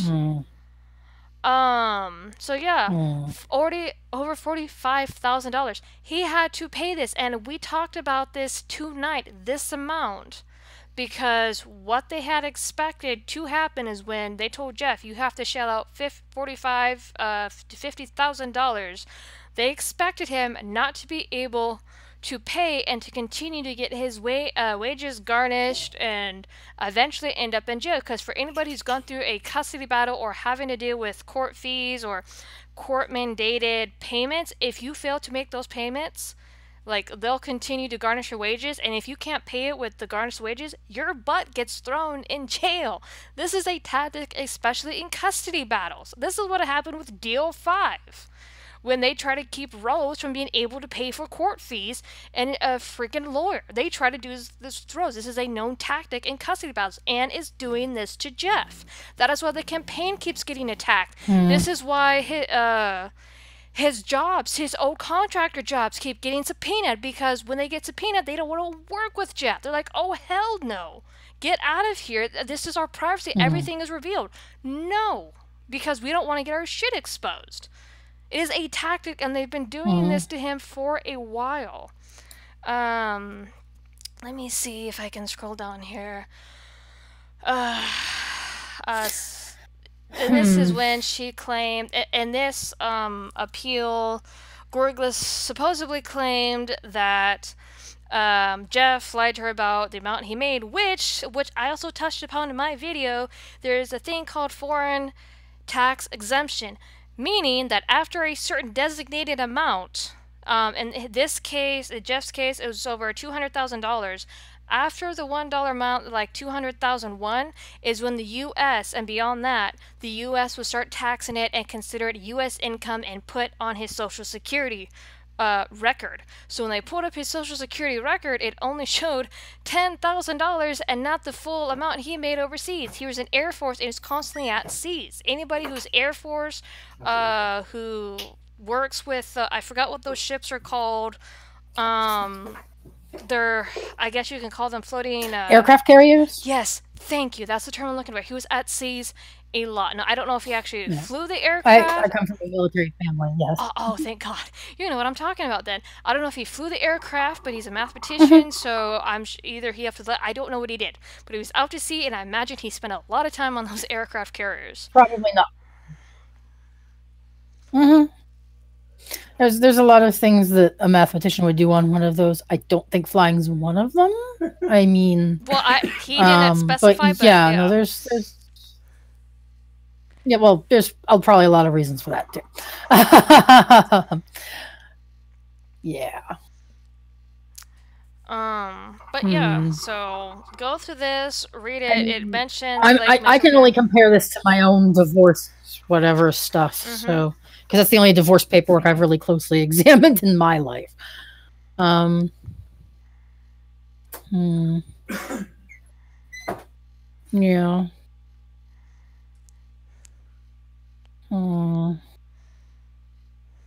I mean, to be fair, I can empathize with, like, the main conflict with myself and my previous spouse was, although he was the one who filed for divorce, but one of the main conflicts was that he didn't like that I got injured on my job at the time, and took a semester off to just take college classes before getting back into the workforce. And at the same time, he was earning about a quarter of what he had told me he was making, but hadn't admitted it.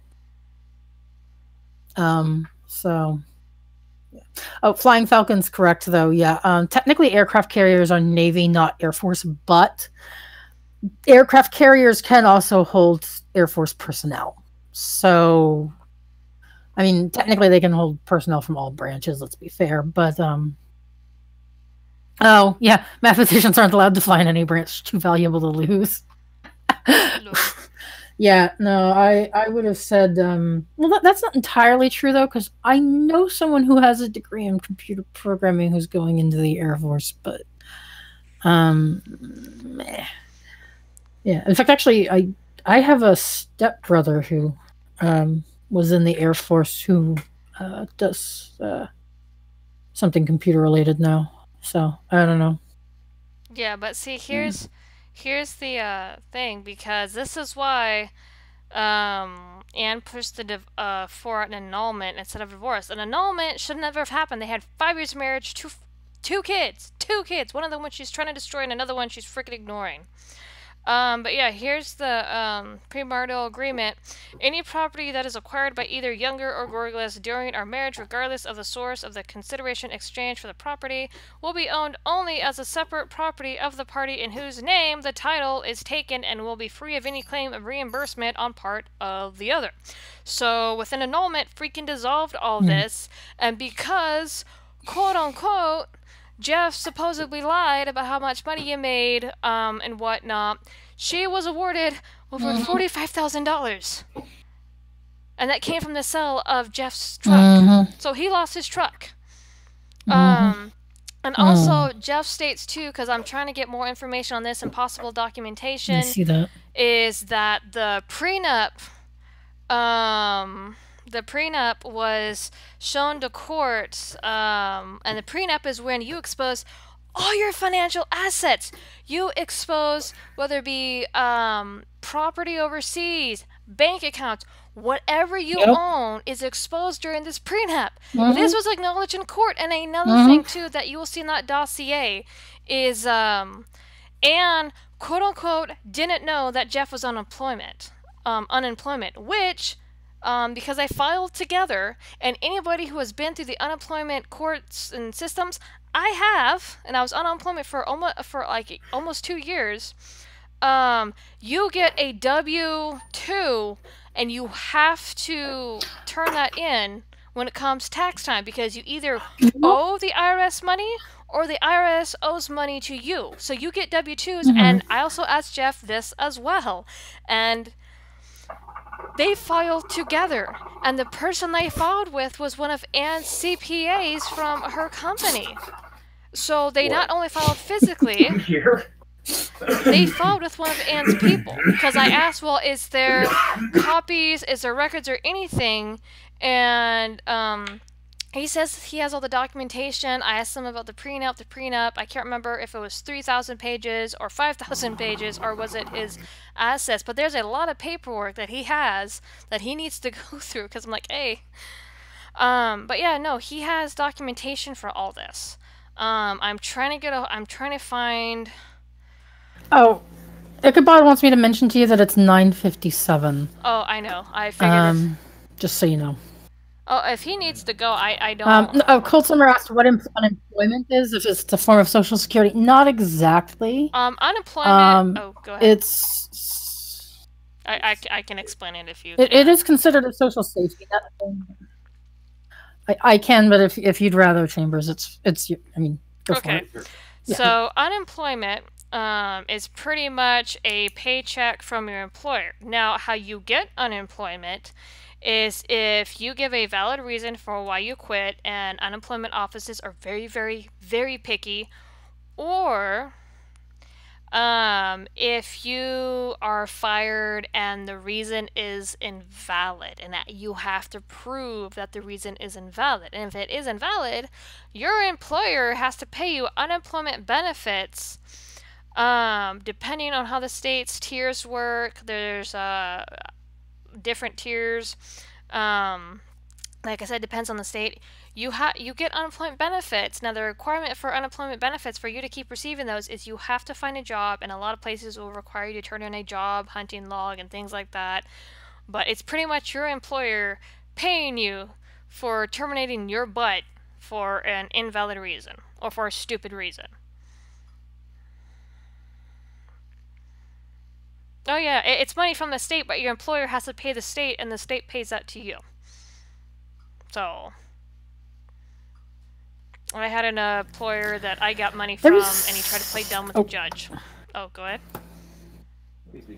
I know.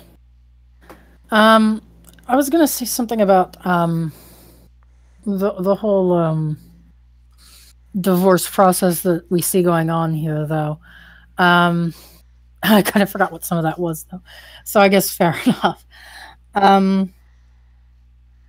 Just it's kind of Yeah. It can be very different in different states, I guess, is all I was just trying to think with that. Oh, definitely. Because I've seen cases on the flip side of that where it's like, I've actually seen the spouse who makes more income threaten to sue spouses with lower income for emotional damages when they're the ones pressing the divorce. And it's like, you earn like 4 to 5 times as much as them, and you're suing them for like a quarter of their income. Like that makes you the asshole at that point. Oh, no, it very much does. The courts can do weird bullshit things, basically. Well, yeah, and Texas, from what Jeff explained to me about the Texas courts, is it's kind of true a little bit for the same for the schools. Is Texas courts will decide what is best, despite what is presented. As you've seen, the annulment should have given Jeff back his truck. Really no questions asked. Go ahead. What? I will want my chair back. Oh. Ichabod really wants his headphones and chair back. He's getting antsy. That's fine. It was nice talking to you, Chamber. Nice talking with you, too. Alright, work it. Okay. I'm back, sorry. I hope she could provide some sort of, like, valuable insight into all this. Yeah, so, no, and I do understand both parents need to think about the kid. But as we've seen from the evidence, the court being incredibly biased against him, Jeff is fighting for his kid. Jeff just wants his kid to be his kid. He wants to be able to answer questions and just have talks with his kid without being micromanaged. He wants to be able to be there with his kid. Did you know that there's a I think there was a temporary restraining order put in place that Jeff can't even attend the kids' soccer games. There's an incident with a soccer game that was coming up, and Anne wanted Jeff to use female pronouns with James. And in the dossier as well, I think, further up with the photos, there's a photo. This is also affecting Jude. And like I said already, he's ignored by his mom. He needs speech therapy. He's not stupid. his motor functions. Jeff said if you are patient with him, because he talks really, really slow, is you can understand what he's saying. He even brought up the fact that he beat Fortnite. Fortnite is a battle game from what I know, and you are constantly multitasking, multi-button combos and things like that. So a kid with low cognitive function wouldn't be able to play those. He beat Fortnite? Yeah, his dad said he beat the crap out of 100 okay, so... Well, yeah, no, like, Fortnite's a battle royale game, but yes, there is a lot of little things you have to focus on. You have to manage fire, you have to gather resources, you have to gather, like, weapons, armor, all that sort of stuff. There's a lot of micromanaging in that. A stupid kid could not do it. I'm a stupid adult, and I can't do it. I hate Fortnite, because I can't win. So props to Jude for that, man. Like, I can't win a game of Fortnite. But yeah, he was giving me an example. It's like, yeah, he's there mentally, but he needs speech therapy. But Anne keeps pushing it back. Yeah, he has understanding, but like he's got a base level of understanding and all the stuff that a kid his age should have. He's just got some trouble expressing himself. Yeah, pretty much.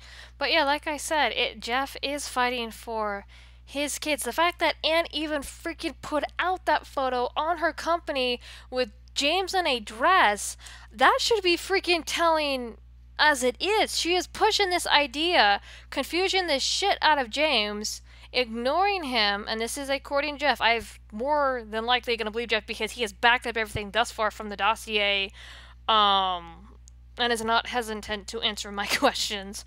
But that photo should have never been put on that freaking... That is so telling that she has an agenda, and part of it has to do with her mental problems. I think she is a mixture of shit. I don't even think she should be practicing. As you said, I am all for a neutral evaluator.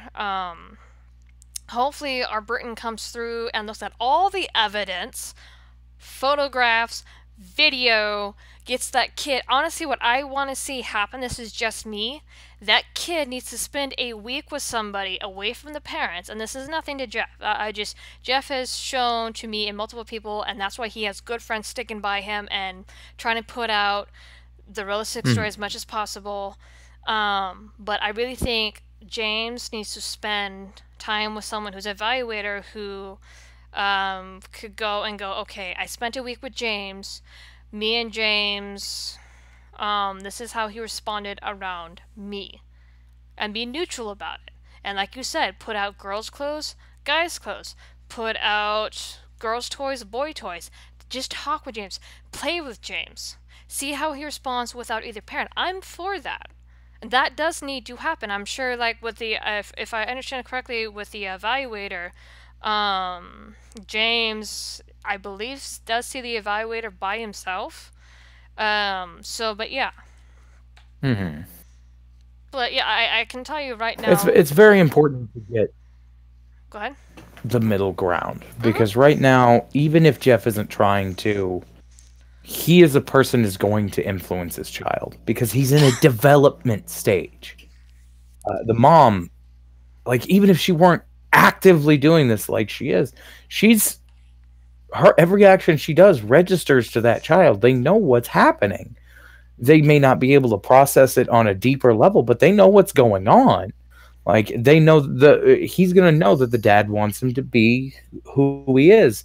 And he's going to know that the mom wants him to be a girl. That's why if somebody says, somebody talks to him and says, like, I'm friends with your mom, he's going to present as a girl because that's what his mom wants. He's trying to please his mom. Yes, that's exactly what it is. And even before I even talked to Jeff, my very first video, first or second video, or stream or whatnot, to where we had a theory that James was doing this because he was around his mom. But yeah, so we were crack on. It's more than obvious. People are like, oh well, we need to look into this confusion. Hey, stupid, look at the photos. This kid is being toyed with by his mom. Freaking, if you look at the blog that Sarah posts, she posts updates about like game night or whatnot. She even took photos of James being in a Captain America doing the tough face. I even showed it in the freaking stream. That's not forced. That's what little boys do. They want to be superheroes. They want to be cowboys. They want to beat the crap out of each other in video games. They want to play with styrofoam tubes and whack each other. I mean, I've had little nephews. So it's just, and for, him to say in that video, well, no, for James to say in the video, oh, well, I'm a girl because mommy told me I left my nail polish, and just, the dad wasn't relaxed. If you really listen to the thing, his voice, he was trying to keep his voice from cracking. He was emotional during that video, and he was trying to keep his cool. That child is being brainwashed. But he still managed to... He still managed to keep his cool, and he kept it... it focused on the child, didn't focus on how upset he may have been by that situation. Nope. He handled that situation as best as a father could. And yeah, no, I commend him for that. But speaking as somebody who had two brothers, yeah, no, we want to beat each other in video games. I remember days of constructing a cardboard partition to block the other side of the screen while we were playing GoldenEye. No, this is how boys. Oh no, I know that argument. It's like we're not sharing the TV. You go play on the other one because I don't want you cheating and coming and finding me and shooting me. No, me and my siblings even. Yeah, screen cheating. Yes, screen cheating. Oh shit! I about tore my headphones off. Everybody's screen cheating. Oh yeah. But yeah, even but now they've evolved screen cheating. Now they got stream sniping. It's ridiculous. Oh yeah, but no, my little brother. I won't like divulge too much about my family, but yeah, my little brother, all of us siblings, we played video games. We even roughhoused. He just from the way that my little brother acted, he was very much about the shooter games, roughhousing when he was younger. So he's still into video games, and he just little nephews, and because they brought up the nail polish, because I did touch upon this a little bit. Little boys do get curious. I had two nephews. They're much grown up now. our little cousins. One of them pretended to be pregnant. I'm not kidding. And they were playing house. They're playing with the other little girls. He stuck balloons in his shirt and pretended he had boobs. They're curious about shit. It does not make them transgender. So the nail polish thing, when he goes, and you can, if you really listen, he goes, "Well, I love my nail polish." Some little boys get curious about that. They want to do what their sisters do. Or they want to mimic what their moms are doing. I mean, but the fact that that entire video, I mean, she sticks, if you look at the dossier and the police report, she sticks freaking wigs and not play makeup. She sticks adult makeup on him. She sticks James in wigs and makeup. I mean, okay. Specifically for the wigs, I used to want long hair when I was a kid, but that was a biker thing, not an I want to be a lady thing. Yeah, let me see if I can actually. But when it comes down to it, yeah, no, continue on. Like the whole thing of it is yeah, no, like the whole thing that really gets to me is like, from what I'm understanding, the kid likes fucking Frozen. Pardon the language. I that was a slip up, but still, the kid likes Frozen. I can't name a kid from any like era that didn't like some Disney princess movie. Mm-hmm. I liked Mulan when I was a kid. I liked I am not explaining Tangerine. You shut your mouth, Tranime. The whole thing of it is there is the entire concept that every kid watches a Disney movie and thinks it's cool. That's because Disney's got high production value. There's action. There's things that appeal to both boys and girls. Mm-hmm. It's designed that way. You can like Frozen and be a boy. Oh yeah, that's why they make action stuff for boys too. They started to make more boy stuff in the Disney movies. But here, this is in once again the dossier, page 21. There's a photo of James in a dress with a wig. I don't know who the other person is. That actually kind of scares me who that might be. But anyway, as you can see, I hate their sandals. In the background, there's Jude. This is Jude. This is the twin brother. The picture's a little bit fuzzy, but he's just back there pouting, and he's not happy at all. From what the father has explained, this is screwing with him mentally too, because he has to lie to their friends that don't know James. He has to play along with his mother's shit too. So he can't have a brother. Like he can't play with his brother as a brother. So okay, so like here's like what I see about the kid liking Frozen. Maybe he doesn't want to be a girl. Maybe he wants magic ice powers. More than likely. Magic ice powers sound awesome. I'm not gonna lie. Yeah, there was noted that he wanted to dress up as Elsa, probably because she has powers. But like I said, little boys do dress up too. Little boys get curious about both men and women, and they sometimes pretend to be a girl or pretend to put on lipstick.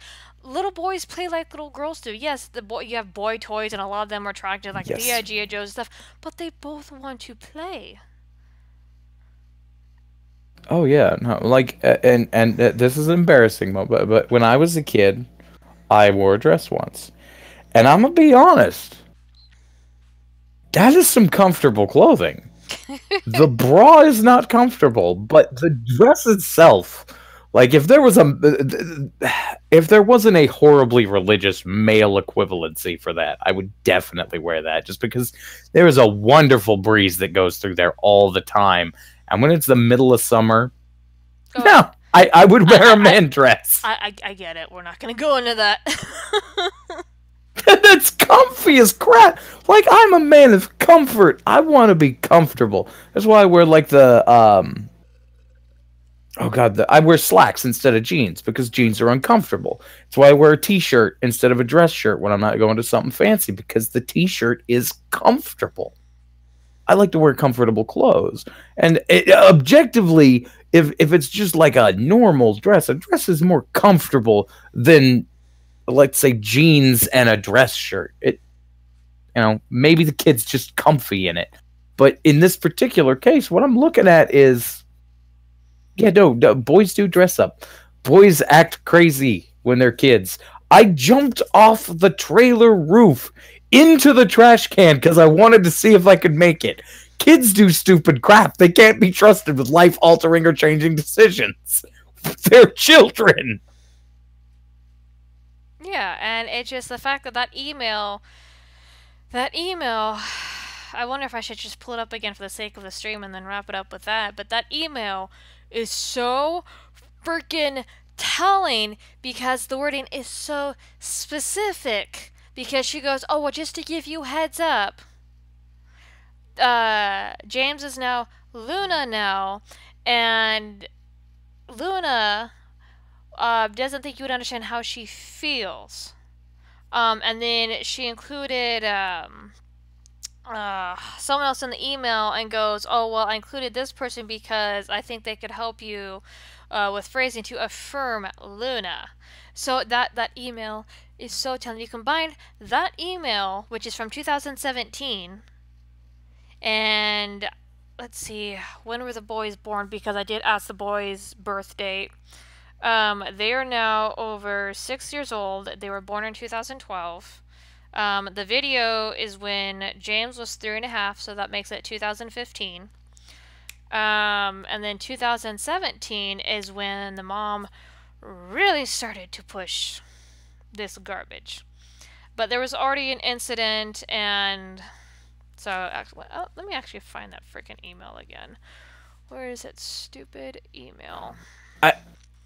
Go ahead. I'm a little ashamed that I completely forgot kilts existed.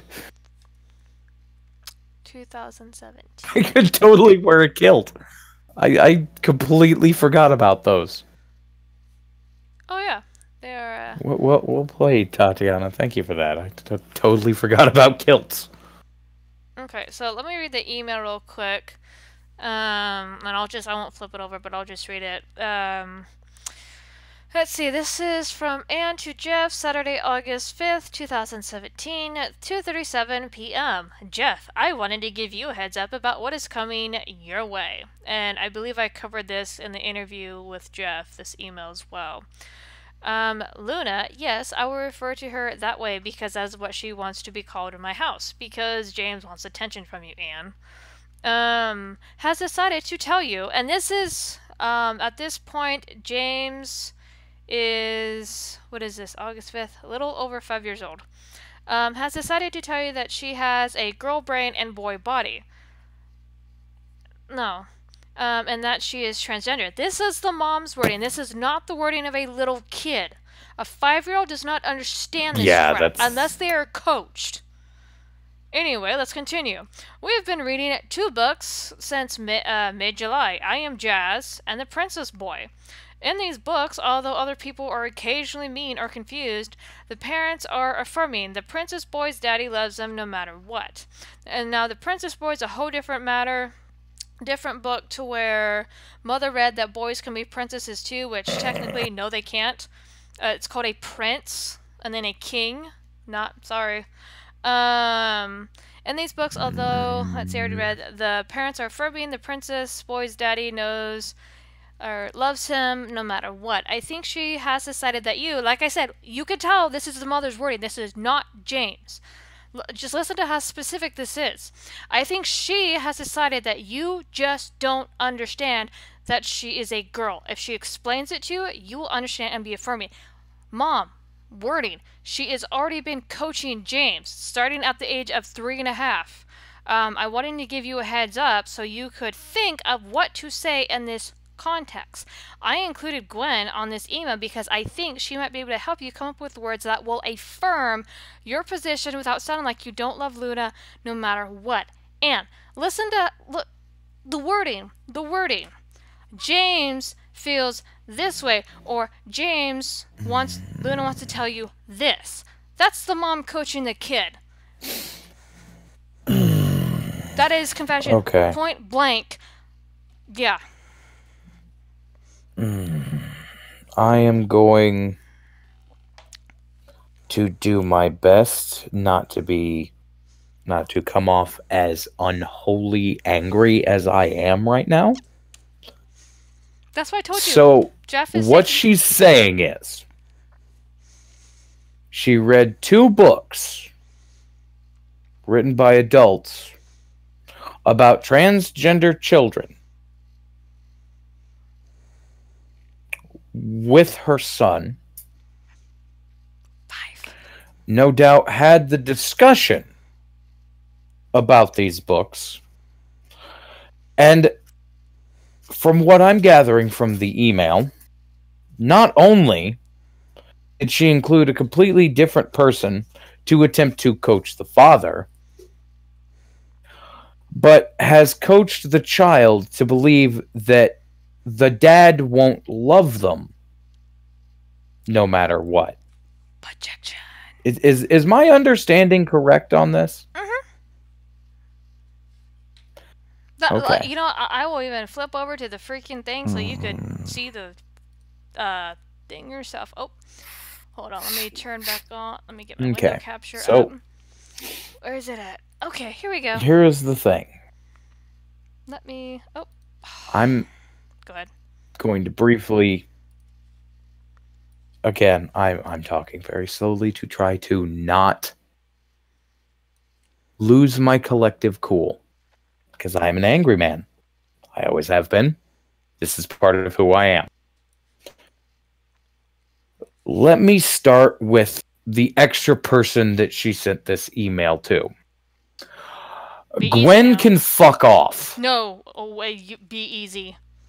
Gwen has no business. Gwen has absolutely no business in this conversation. It should be between you and your ex-husband. Gwen can fuck off. Gwen, if you're listening, fuck off! Hey, wait, stop. Ichabod. No, Gwen you is the... not only proceeded... Wait, Gwen is the other friend helping Jeff. Don't tell her. I'm sorry. Why? Because Anne is trying to use his friends against him. That's why she included Gwen. I didn't want to name the other one, but I forgot the other one. Fair enough. Okay, fair enough. Fine. But I'm just throwing the point out there that Gwen should not have been thrown into this. She shouldn't have been dragged in by Anne. And dragging you in here was absolutely ridiculous. And no, you don't need to fuck off. I'm just mad at the situation. Because what I'm looking at here is not only a mother abusing a child, but coaching them to continue to abuse the other child and the ex-husband. This is the war. I'm trying really hard.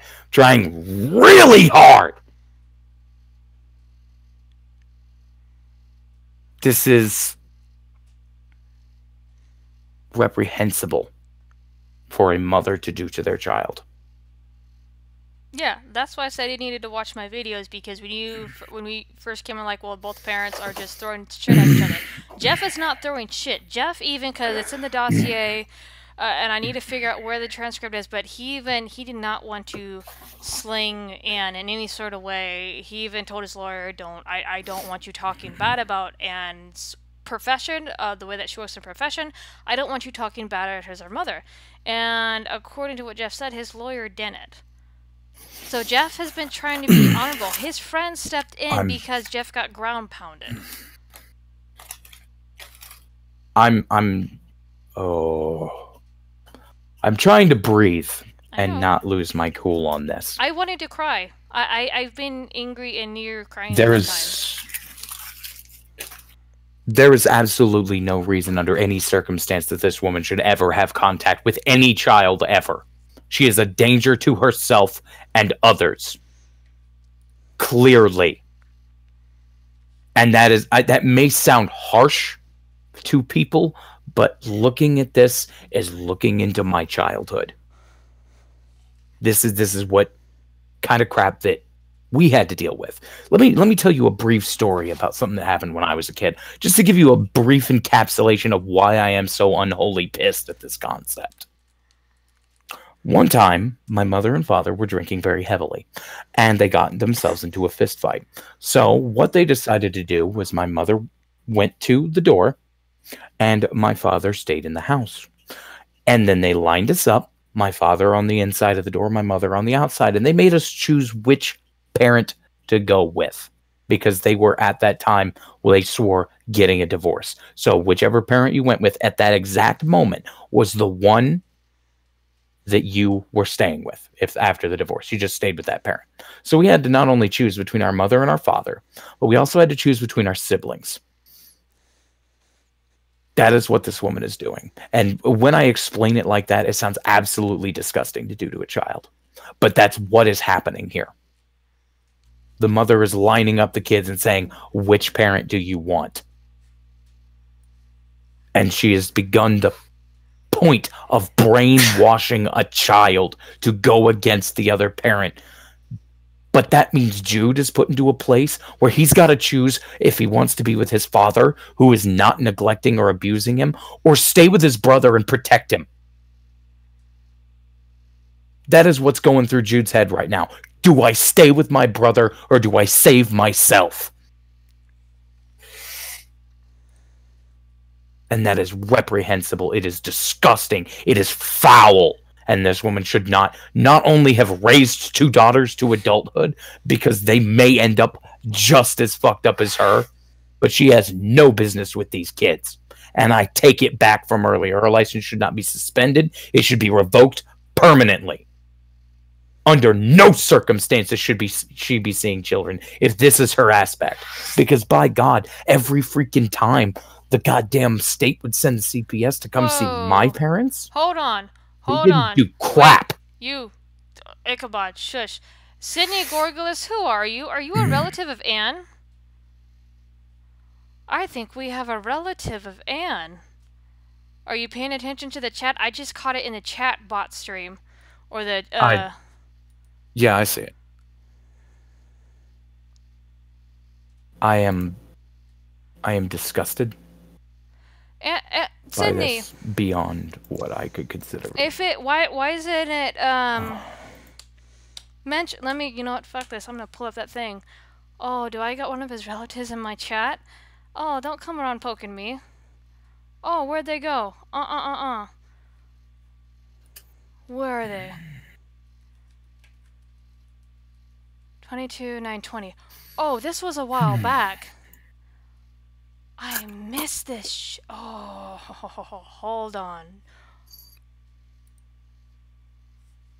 Hey guys, do me a favor. Can one of you click in the participants and see if that individual is still here?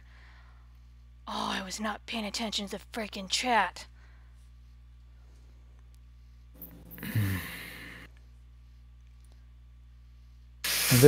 What I saw was they were talking about the truck. The truck, yes, which Jeff had. I saw it in there, but let me actually, you know what? Let me pull up. I know exactly what to pull up again. But no, I want to find some.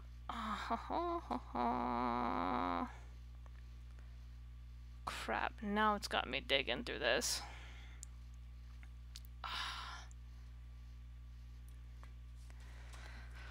Hold on. I've got to dashboard. Hang on, I'm gonna have to. The truck didn't something when. Oh my God, it's very hard to read. Try. But basically, it was something about the truck. They had popped in briefly. Let's see. They said at, where is it? 10:20. The truck didn't exist when the prenup was created. By the way, that's a bunch of crap. Anne bought it with her company's money from during the marriage. Let me see. And even if that was true, Sydney, because the wording's a little hard to understand on the annulment, or not annulment appeal, his name was on the title. According to the premarital agreement, is that should have fell back to Jeff regardless. The title is a legal document of ownership of the vehicle. Anne's name was not on that title.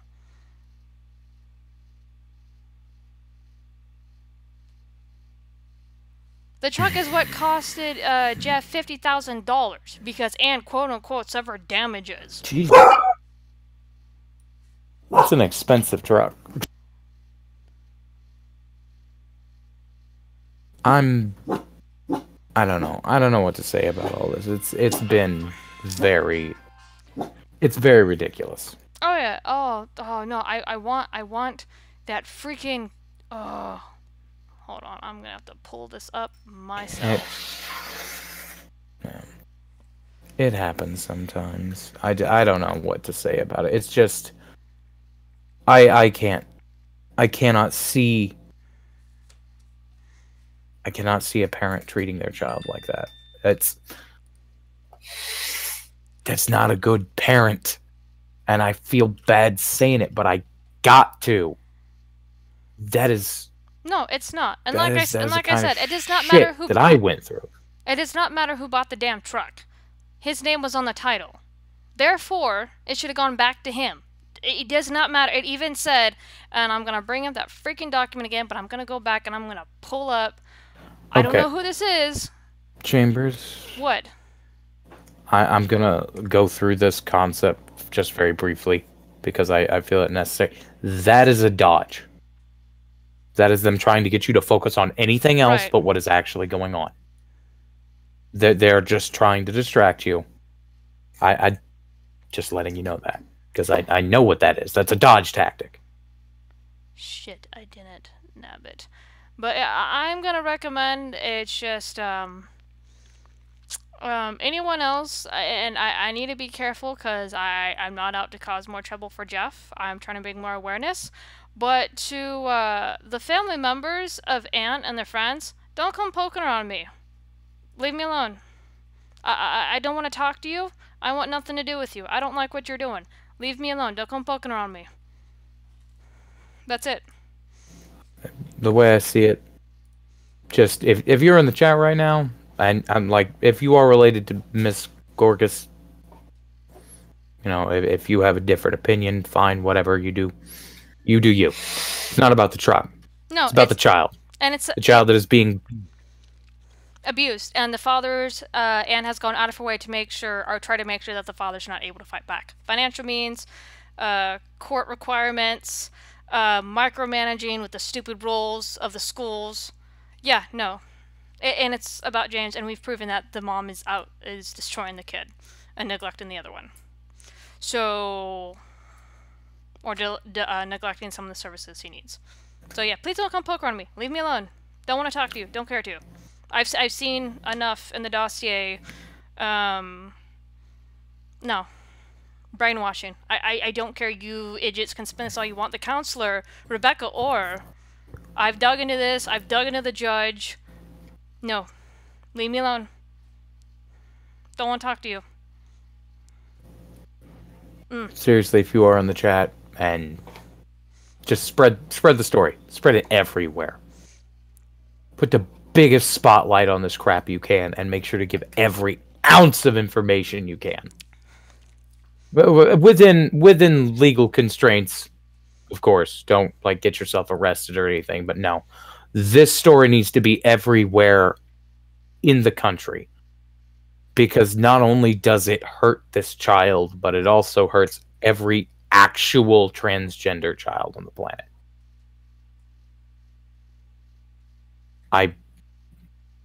It's an honest-to-God problem. And I despise that concept that it is going to be such a problem.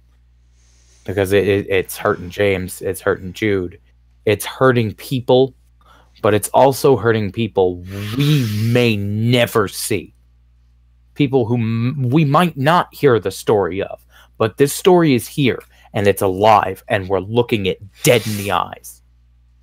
We're looking at two children, one of which who is being brainwashed into hurting himself in the future, and the other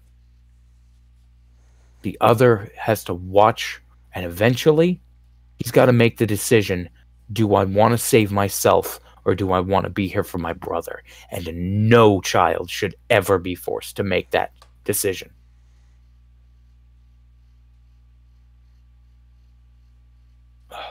Oh no, I agree. And what Anna's completely doing is wrong. We're seeing evidence of it. The email, the what she's doing with Jeff. She's out of her mind. I don't know. I love the little tidbit how she puts out on the pediatrics the Facebook page of her company. Oh well, I don't want my child exploited or whatnot, and our family needs peace. It's like, you should have never put him on your website and address to begin with, Anne. You're exploiting him, not anybody else. People are putting out the photos of what James wants to be. Oh yeah, and there's 4 kids. Yeah, on a there much is 4 more kids. fundamental level. Yeah. There is 4 kids. Yeah, the twin girls, random. but apparently There's twin boys, and then there's 2 daughters that Anne had by her first marriage. Yeah, but I think on a base fundamental level, this is a danger to, especially the fact that this could become legal precedent.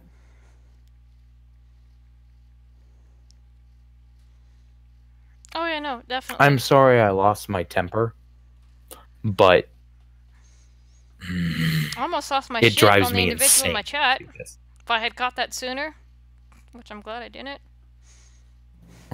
Well, to be fair, you know that.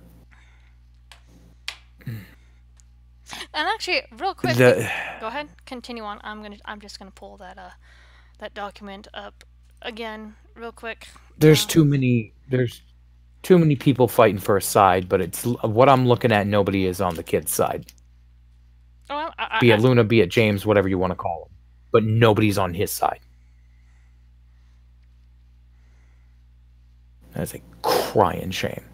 Oh no, I'm on James' side. I want specification. From what I am seeing of James, is James wants to be a boy. James wants to be James. That's it. And he's he's a kid who has gone into survival mode. He wants love of both parents. His father, as we've seen in the photos, like, those are genuine smiles. He gets to be with his friends. He gets to be with his brother. He gets just to be him. He gets to play. But when he's mom, it's coping time. He has to do what he needs to get his mother's love and affection. And I'm not freaking twisting that. You all saw that damn photo on her freaking website of how wired and how worn out he looked. He didn't look happy to be there. You compare the before photo of him, James, dressed as a boy, and then you compare the after photo. And also, something too, because I forgot to mention this in the video, my interview with James. We went over the photos. There was a succession of profile changes, and I can pull them up here and show them to you. There's a scribbled up picture of Jude that Anne has still on her Facebook. And I have a snapshot of it, and I sent it to Sarah. And then apparently, this is what Jeff says, is that James and Jude have told Jeff that Mommy has a gun. Little small children should even know that you have a firearm. I'm not against parents having a firearm. I'm pro Second Amendment. I'm all for home defense. But you got little ones, they shouldn't know about it. You shouldn't.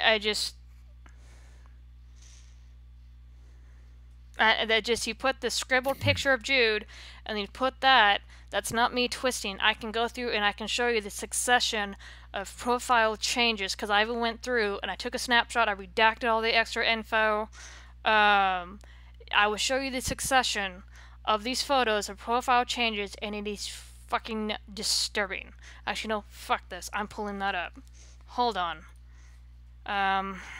Here we go. I'm gonna flip over to my TV. Again, sorry, this stream is a little bit longer, but I'm not, no. A lot of stuff is important. There's a lot more crap in the dossier, which please tick through. Where is it at? Hold on, I'm looking for my, okay. So, I went through and I got a snapshot. Now, this is September 6th, and I went and blotted out because there's other children involved and they have not been exposed or shown, so I went and blotted out their faces. This is September 6th. I'm going to zoom into each one. This is September 6th. I'm going to assume in 2018. This is James in a dress. This is Jude. You scroll over to December 2nd. This is a scribbled out picture, and I cover this in my video. As you can see, let me see if I can pull up a better image of it, but there's the pink dress, there's the blue. So this is a scribbled out picture, and then on December 2nd, again, you have it changed to this photo. What does that look like to you? I'm not twisting this. This is what I came across when I started to go poking and dig around after making my first video, started to dig around more. Having a scribbled out picture of one of your children sends up red flags up the wazoo. Anyone scratching out a photo that is... and putting out public is a major red flag.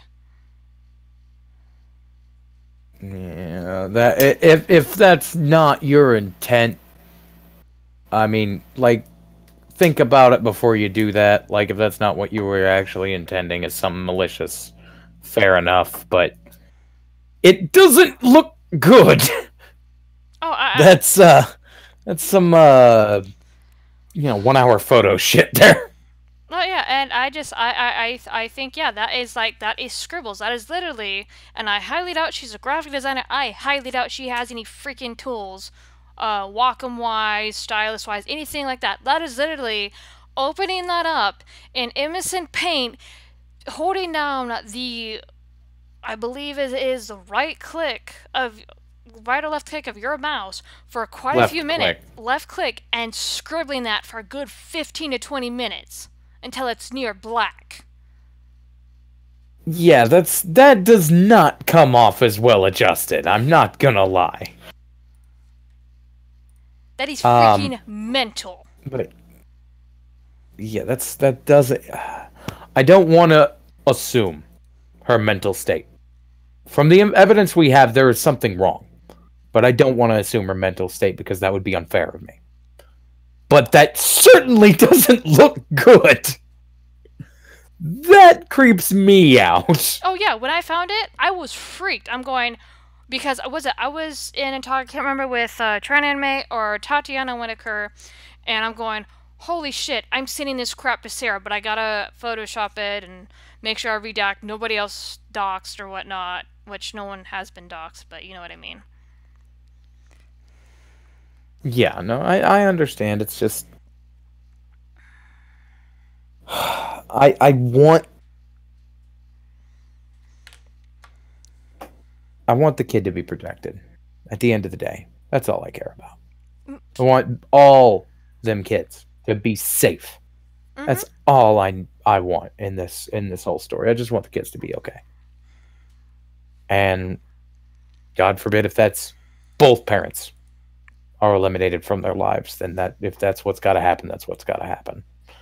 But I think, from what I know of the situation, having not talked to it, I don't see anything wrong with the dad. I think the dad just married a crazy lady and made kids. And that is not a thing you should do. That's why you don't sleep with crazy. He mentioned specifically that he felt like he was a sperm donor. Yeah, and I'm sorry, man. I know that feeling. I really do. More than I would like to know that feeling. But,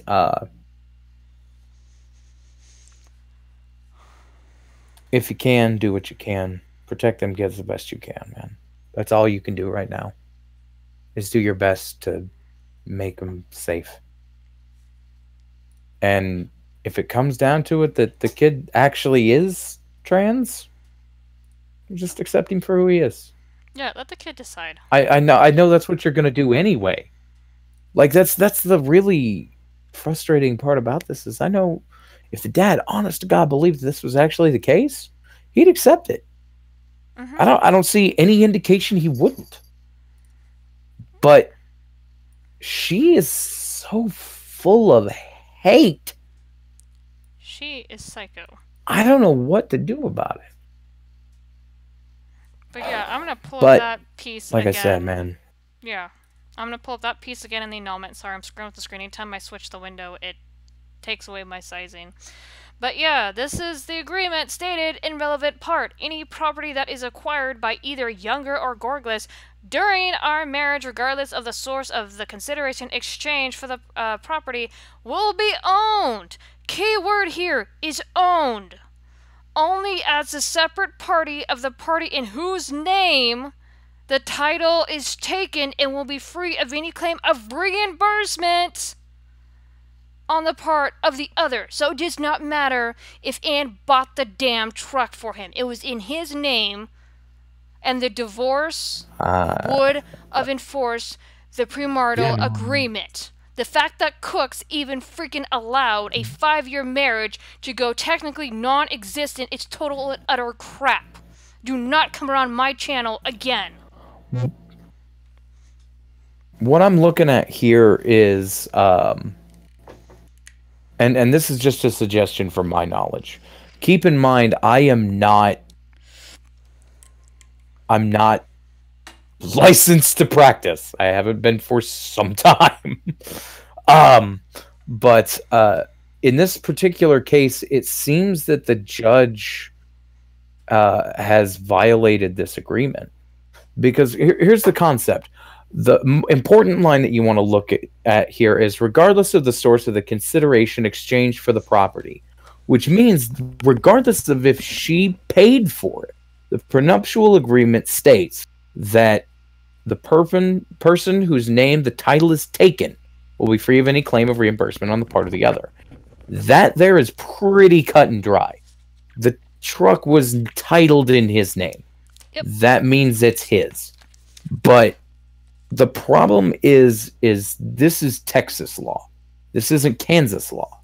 I'm not sure about their how they work with prenuptial agreements. But in Kansas, this would be an honest to God concept of the judge overstepping his bounds. And if at all possible, her bounds, whatever. Your Honor has overstepped their bounds. But regardless, the point being here is, I think he should file a petition for a change of venue. Like, if he doesn't believe he's getting a raw deal, like it should most definitely be tried in a different state, different city. Like he should most definitely have the lawyer try to appeal for a change of venue, because if the judge themselves is that biased against one of the clients, he or she has no business adjudicating the case. No business at all. Because I look at that and I see hard line bias. Mm-hmm.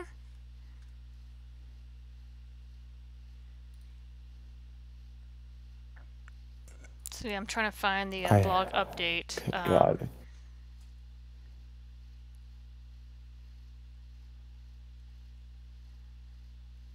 Okay, there is. Cool. So I will look at that in a second. But I'm trying to find the petition here. Oh, shit.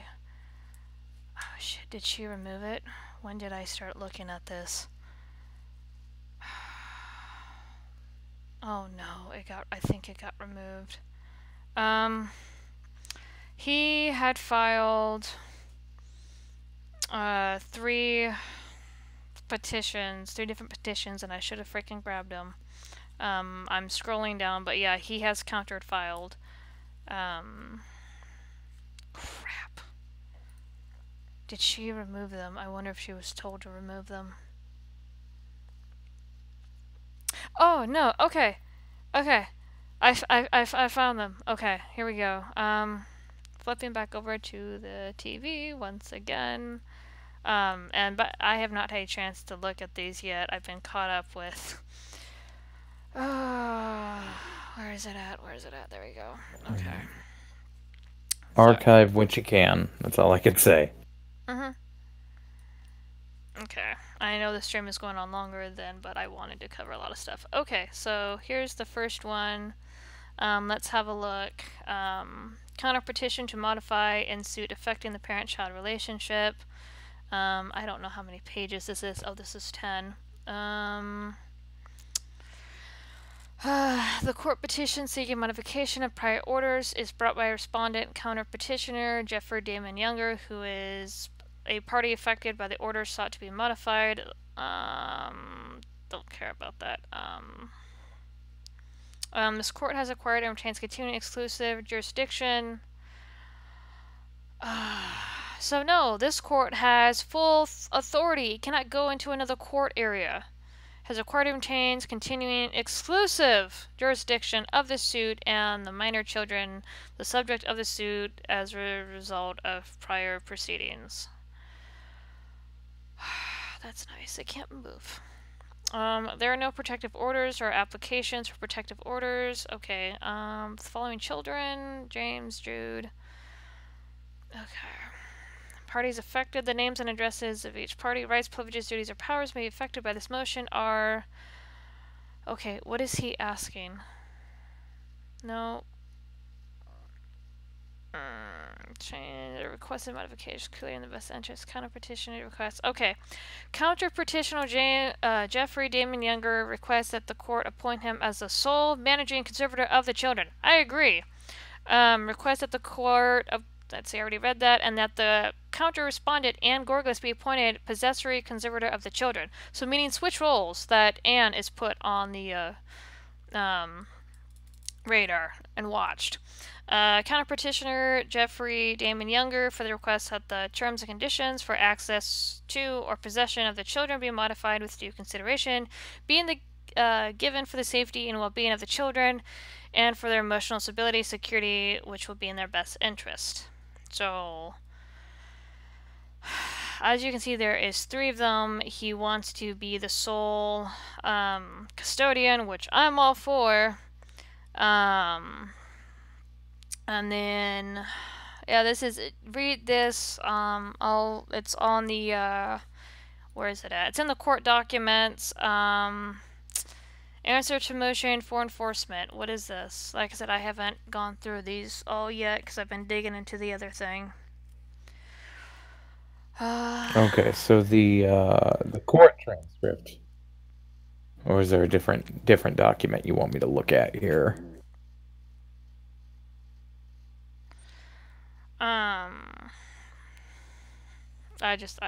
Oh, these are just, I have it up on screen. But yeah, go have a look through these, you guys. Sorry, I sound a bit worn out. I was not expecting one of the family members to show up, cousin, whatever. I don't care. But yeah. So. And then there's one more. Oh, no, is there one more? Nope, there's only 2. Or temporary restraining order. Yeah, so there's a bunch of stuff there. There's a motion to seal, which is the most recent one. But yeah, have a look, go through those. I don't know if I don't think I can go anymore Archive. tonight. Yeah. Yeah, just archive what you can. Get as much attention on this as you can. Because right now, them coming in like that was definitely, at the very least, a discrediting tactic. At worst, it's an intimidation tactic. Yeah, and they don't want this story to be everywhere. Yeah, and I didn't cuss at all. I just said, don't come near my channel again. I don't want to talk to you. I want nothing to do with you. I don't like you people. Or I'm not calling for violence. Anybody, and also something too. People who are sending death threats to Anne, her company, her view, just stop it. You are not helping. I've seen that on YouTube videos. I've seen that on my own videos. I've seen that in the damn thread. Stop it. Yeah, don't be stupid about it. Getting more attention for it, fair. Do that. But don't send threats. Don't send angry messages. None of that, because you're not going to do any good for it. You're just going to make the people that are talking about this seem hateful. And that's not what you're looking for here. What you want to look for here is to get attention on it and get everybody to look at it as objectively as possible. Because if they look at this the way I'm looking at it, from the experiences I've had, from the stuff I've seen, there's no possible way they won't see this. There's no possible way they will, honest to God, look at this situation and be like, yep, Anne's doing everything correctly. No, there's no way. It's terrifying to think of it, and I know it gets you pissed off, but just like when I lost my temper, there's too much blowback to it. And when it gets down to it, it's not serving anybody any good. I'm gonna get mad because like I said, I've got bits and pieces of this story, and I know a lot more than I did before. And looking at it the way I am now, I can't feel anything but I feel bad for the kids. Like I said, they shouldn't be going through this shit. When I read this and I really started to look at the photos, like the very first video I did took me four takes because I wanted to read through the articles, and the fourth time I just did a summarization, and I went and I started to show the site and look for donation links and started to dig around because I wanted to cry. I said some pretty nasty things during the first 3 takes, so, and I've been trying to control my mouth, and that's why I kind of responded the way I did. It's just like, it was firm, and that's why I brought up the annulment document again. Like, I don't care who bought what. If it's in the person's name, the title, it don't matter who bought what. Titles don't care. So, I didn't cuss the person out. I didn't call them any names. I just said, do not come poke around me. Don't want to talk to you. Don't care to. I've seen enough. I'm sure I'm going to see more. I'm not gonna. I don't want to be an asshole about it. Like, if these people want to like hit me up on like Twitter or something, feel free. You can give me your side of the story because I want to remain as impartial as possible. But yeah, don't hit up Chambers' channel because you know, we're just reading out the information. If you don't like the information, that's not between us and you. That's between you and the information. But you know, you want to give me your side of the story. You want to tell me, you know, all this stuff about the guy. Sure, hit me up on Twitter. I'm Citrus Quest. But you know, I'll listen to you. But like, unless you provide me some actual evidence that something horrible has happened, I'm sorry. Like, the evidence that I see is showing me that not only can I not trust you, but you are actively engaging in the abuse of a child. And I'll hear you out, but... Oh, I didn't mention that. Oh, you have not seen my videos, my dude. She tried to get him on a fake domestic violence charge. You need to go through my videos, man. Because it's in the dossier. Oh, I'm trying to be impartial. There is no being impartial. I've dug through the shit, and the more shit I see, because he has backed up all of his crap, for the most part, there's documentation I'm going to try to get from him, but there is so much already to poke through. There's no being impartial. She tried, like, oh no, okay, this is how custody battle works. If you get hit with a domestic violence charge, you lose your kids. You do not even get a chance to fight back. I know. She tried to get him. I have a friend that happened to. Yeah, she tried to give him a domestic violence charge, and little did she know. On a fake domestic violence charge. Oh yeah, no, let me explain. Like, it's in my notes. I asked Jeff about this. Hold on, because I went and grabbed my notebook. Okay, so Jeff had said that he had noticed weird behaviors, like her standing in the middle of the sidewalk, and here's what he said, and like I said, this is me scrolling stuff as I was talking to him. Anne had cameras installed at the house, claimed Jeff had clubbed her with a wooden club, and from what Jeff told me is, I believe that was the day he went to go pick up the kids, and according to Anne, She was hit by Jeff in the shoulder with a wooden club, let Jeff take off with the kids, and then went to the cops 15 hours later, as well as consulted her lawyer 15 hours later after it happened. And little did she know that Jeff had a witness in the truck. She could not see the witness. From what Jeff also described, because there's a acquittal of the domestic charge. Let me see if I can give you the exact page. Oh, this is the freaking annulment up. I have to get that document back up again. But yeah, he pretty much said that, and also knew the prosecution attorney as well, because this turned into a 6-hour trial for a false domestic violence charge, because Jeff said that he was in vacation at the time in Germany, and he came back and got told of the charge. So when he got the kids, and then I guess he went to Germany for a bit, came back, and was notified of the charge.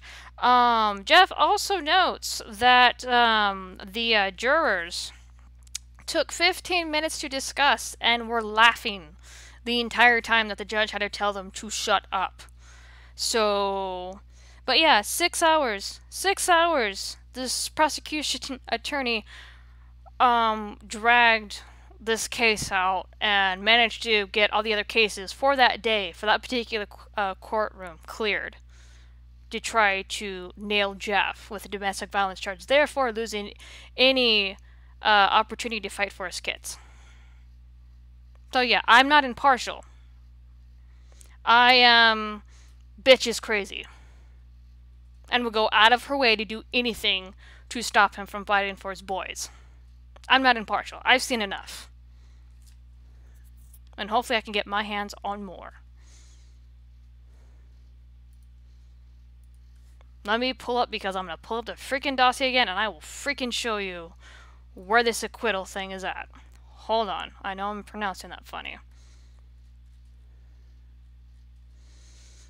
Let's see. Looking for it. I have to do a Control F on this.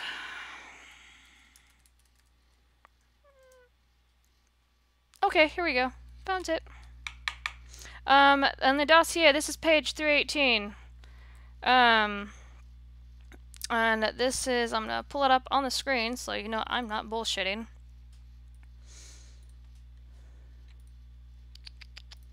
Once again, okay. Oh, it actually kept my sizing this time.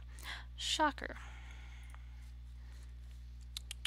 This is acquittal, meaning that this is not going to go on his record, it's not going to count against him, none of that. So this is case number 442-8231, offense, assault by contact. Defendant, younger Jeffrey. This was in the city of Capel. This was for June 11th of 2018. Offense date was December 18th of 2017. Right to expunction. You advise that today a judgment of acquittal has been entering in this proceeding. You may have the right to expunction of any records or files relating to your arrest for this offense. Expunction orders may be obtained from the Capel Municipal Court Number 1 or in a district court in the county in which the trial court is located. In addition, an ex parte petition for expunction may be obtained in a district court, justice court, or municipal court of record in the county in which 1. The petitioner was arrested, or 2. The offense was alleged to have occurred. A petition for expunction must be filed pursuant to Chapter 55 Code of Criminal Procedure. Fees may apply. You should direct any questions you have concerning expunction to an attorney. And this is, I don't know who that, I can't read the signature. First name is Kim Norbit. But yeah, so there's the acquittal documentation of it.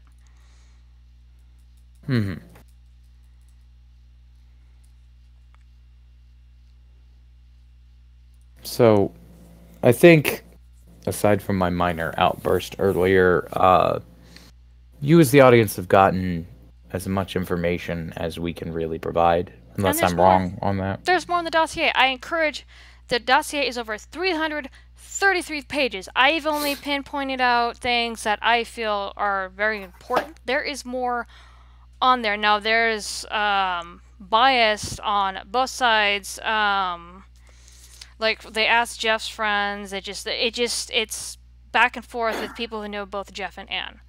But as I said, the evidence is there. We went over the police report, cleared up any misrepresentations about that specific day with March, because that specific incident was brought up on July 10th of 2018. So, which is actually funny, because now that I think about it, that court hearing for the domestic violence charge was in June of 2018. Oh my god. I didn't even realize that until now. And we went over proof by the dossier, the court transcript, what was documented in the narration. We went through quite different medical articles online about Anne's condition. There has been no documentation to, I'm going to say deny, because there is something mentally wrong with Anne. There's something up there, whether it be a benign tumor, there's something. As of 2015, she was still lactating. I'm not a medical professional, but we all saw what the article said. Again, all the links I have, like note-wise, and even on the puberty blockers and shit, they're going to be in the description. So this description to this thing is going to be long. It's not going to be no advertisements of me or even Ichabod. It's all going to be what we discussed today. And then we talked about the annulment. This case is one-sided. There's no getting around that. Impartial, whatever, the more you dig, if you really want to be honest and you really want to dig into stuff, like a bunch of people have been doing, it's one-sided. Yeah, no, it seems 100% one-sided. I mean, that the reason I say I don't mind if you come talk to me on Twitter isn't because I think that there's something I'm not getting. I want both sides because I want to see what the justification is. I don't know if it's even going to be a sane one. It most likely won't be.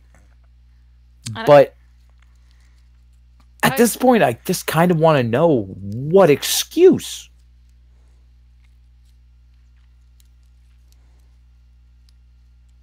I have sent the story on to, like, as many of the people as I can. Twitter's kind of telling me I can't send it to anybody else. Oh yeah, spam. But I sent it to.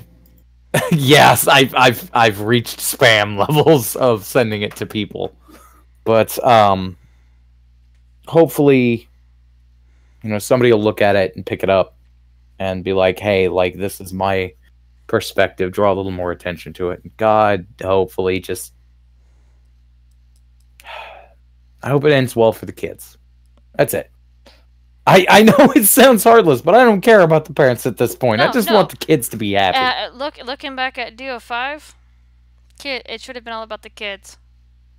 Parents, I just there's like I said, when I started digging into like this case with Jeffrey, James, and Jude, I poked around before. I mean, I was already in a way from when I read the story. I'm like, this is awful, and then I started to dig into it.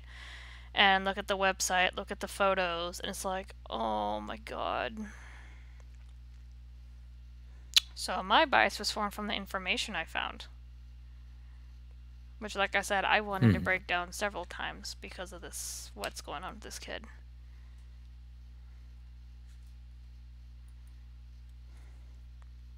Yeah. I can think of nothing but it's a goddamn crying shame that any of this is going on. This is what happens because me, Trend Anime, and Tatiana Winokur have been talking about it. This is what happens when radicals and crazy people get a hold of a movement.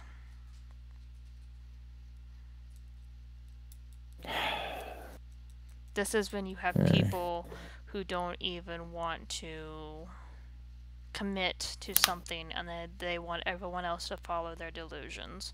For me, as I think I can't remember if it was Trend Anime or Tatiana. The sorry guys, I don't remember which one of you I told this to. I'm at a point where, like I said, I don't agree with the recommended outcome, but at the same time, like people like Trend Anime, Tatiana, I know someone else, they just want to be left alone. They don't want to be caught up in this bullshit. They want to rectify their life how they feel is best to. They don't want to harm anybody doing it. They want to do their own thing.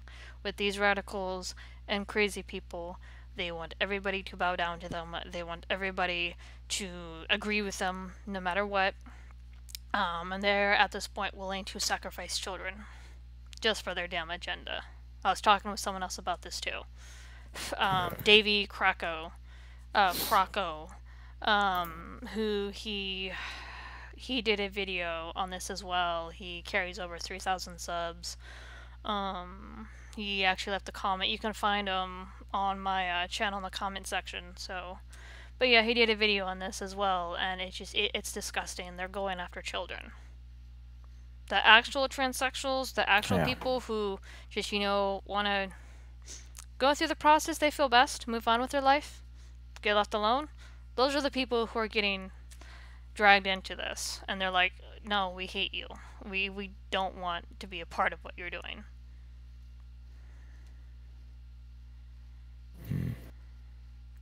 So, but we've... God, how long has this been going? 3 hours and a half. This one is long, and I knew it was going to be longer than my usual ones, but he just spam the shit out of the links. Grab anything and everything you can, because like I said, the way that this court has been going, and this is my fear, even though by Texas law, a third party cannot get enjoined, meaning forbidden or prevented from posting court information or sharing things, something tells me the friends might get considered first party, not third. Just because we've seen the bias of the courts already. So, if you can, dude, get a change of venue. Get anywhere else to do this court, because like you're getting chucked under the bus, and not just you, the kid is too, and that's the shame here. Well, as we saw in one of the petitions that was mentioned, that Court District 255 has executive jurisdiction, or excuse me, exclusive jurisdiction, meaning it has not been able to go to other courts or under any other judge. That is ridiculous, and that's it's sad when I say Kansas is better at this than anywhere else. That's the bad, like, at least better than Texas. Because that is a shame. We are a backwards folk. It's not the whole of Texas. It is Dallas, Texas, and the surrounding northern areas. Because, like, as Jeff told me, is they used to live in Denton, Texas. Denton would have fried Anne for her shit. He didn't put... Those are my words, not his. But those are my words. I'm not going to change them. Pretty much would have set Anne to fry, and anyone else associated with that shit. But with Dallas, they've become, and I'm not saying that this is, I don't mean this in a negative connotation, but Dallas is very LGBT friendly and to a ridiculous point. So, and there's more that needs to be dug into with Dallas and their politics and things like that specifically, but yeah. So, if this was another county in Texas, more southern or whatnot, like Denton, this wouldn't have happened. Or even under a different judge. Yeah. A different judge wouldn't even granted Anne her annulment, which I just don't want to say any more about the judge than I have, but yeah. Yeah. No, you're fine on that. It's like I said, I think we've said as much as we can about it at this exact juncture. At this point, like I said, just spread it everywhere. Let it be known.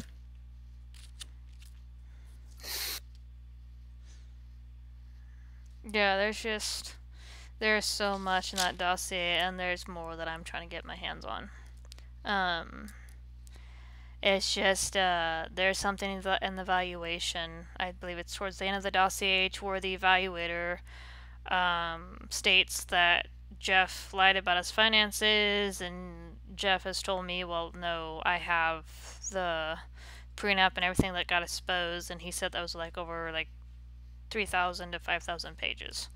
So it just, I have no reason to sympathize with the bum. I have no reason to believe anybody pushing this shit on a child who doesn't even know what their body's doing.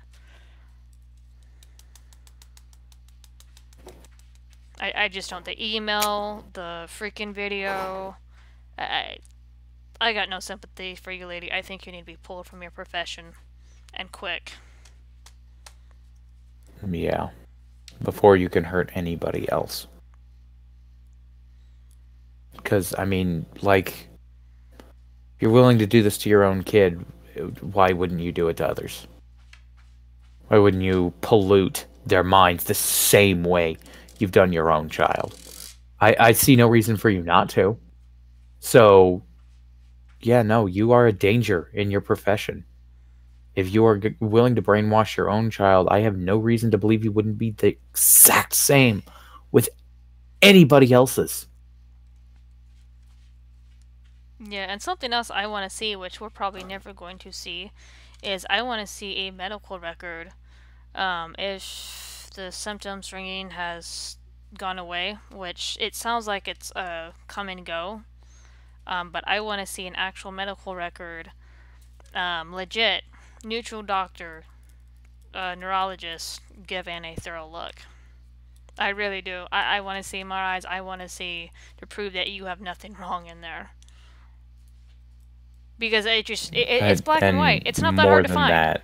Yeah, it's not that freaking hard to find. Your symptoms match up exactly with tumors. And more than that, if there's no tumor, honest to God, you're telling the truth on that, you need to have a psych evaluation. Because that is also deadline symptoms for schizoaffective. And if that's the case, then you might unintentionally be hurting your child. You may actually, honest to God, believe this. And that's the crying shame. That's the worst part. She may actually, honest to God, 100% believe that this is what the child wants. But she could also be wrong. And it's not about you, Anne. It's not. It's about that child. You are a mother, and I implore you to act like it. Take care of yourself, and if there is nothing wrong, take care of that child. Take it to somebody and leave the room. Let them talk to a therapist. Let them talk to a psychoanalyst, somebody who will actually be incredibly impartial, because you may not realize that somebody who is a transgender affirming therapist, it's their job to support that. But kids read books and they're influenced by them. Kids play video games and they're a little influenced by them. They're not going to go crazy and go murder somebody. Don't get me wrong. Playing GTA is not going to make your kid a sociopath. But it might make them want to explore stuff that they wouldn't otherwise. It might make them want to wear a dress if you only show them Disney princess movies. Show him some Autobots stuff. He might like it. They might like it. Just, I implore you to act like a mother and think of the child's needs before your own. You got to do the right thing because you're a mom. And it may just be this is a huge misunderstanding. Or it may just be you're mad at your ex. Or it may just be you actually believe this. But it's not. It's not okay to force something like this on your child. It's not okay to bring this to them and act like it's the only way. You gotta let that kid be that kid. Gotta let them be themselves. And you gotta take the time to do it. Because if you don't, I'm the result. I'm not a normal person. I'm not exactly a well-rounded human being. Don't let your kid become me in a dress. I'm not something to aspire to. I'm a good-hearted person, but I have problems. And deep-seated ones that I have to look at every day and determine if this is just my past catching up to me or if it's something real. And that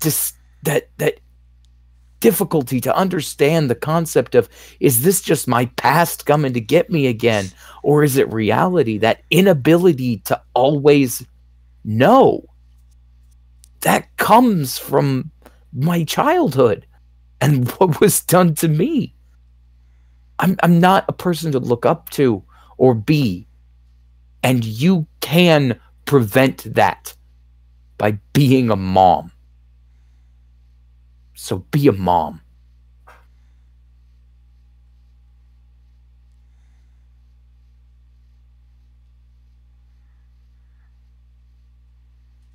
Sorry, I know, kind of got heavy there for a second. No, you're fine. This, like I said, it's just, there's so much to go through, and what catches my attention, I've been picking out. I caught, and I don't know if she's a blogger, there's other people going through the dossier and picking things out.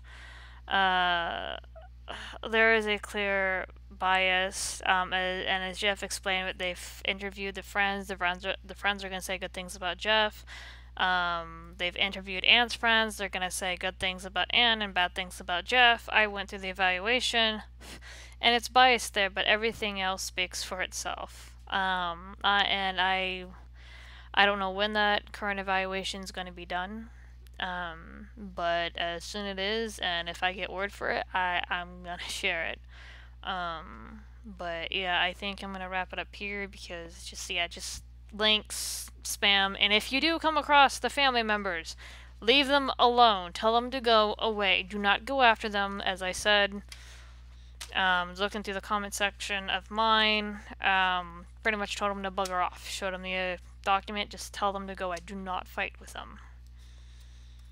Because Anna's already pushing for sealment. Don't give them any more reason.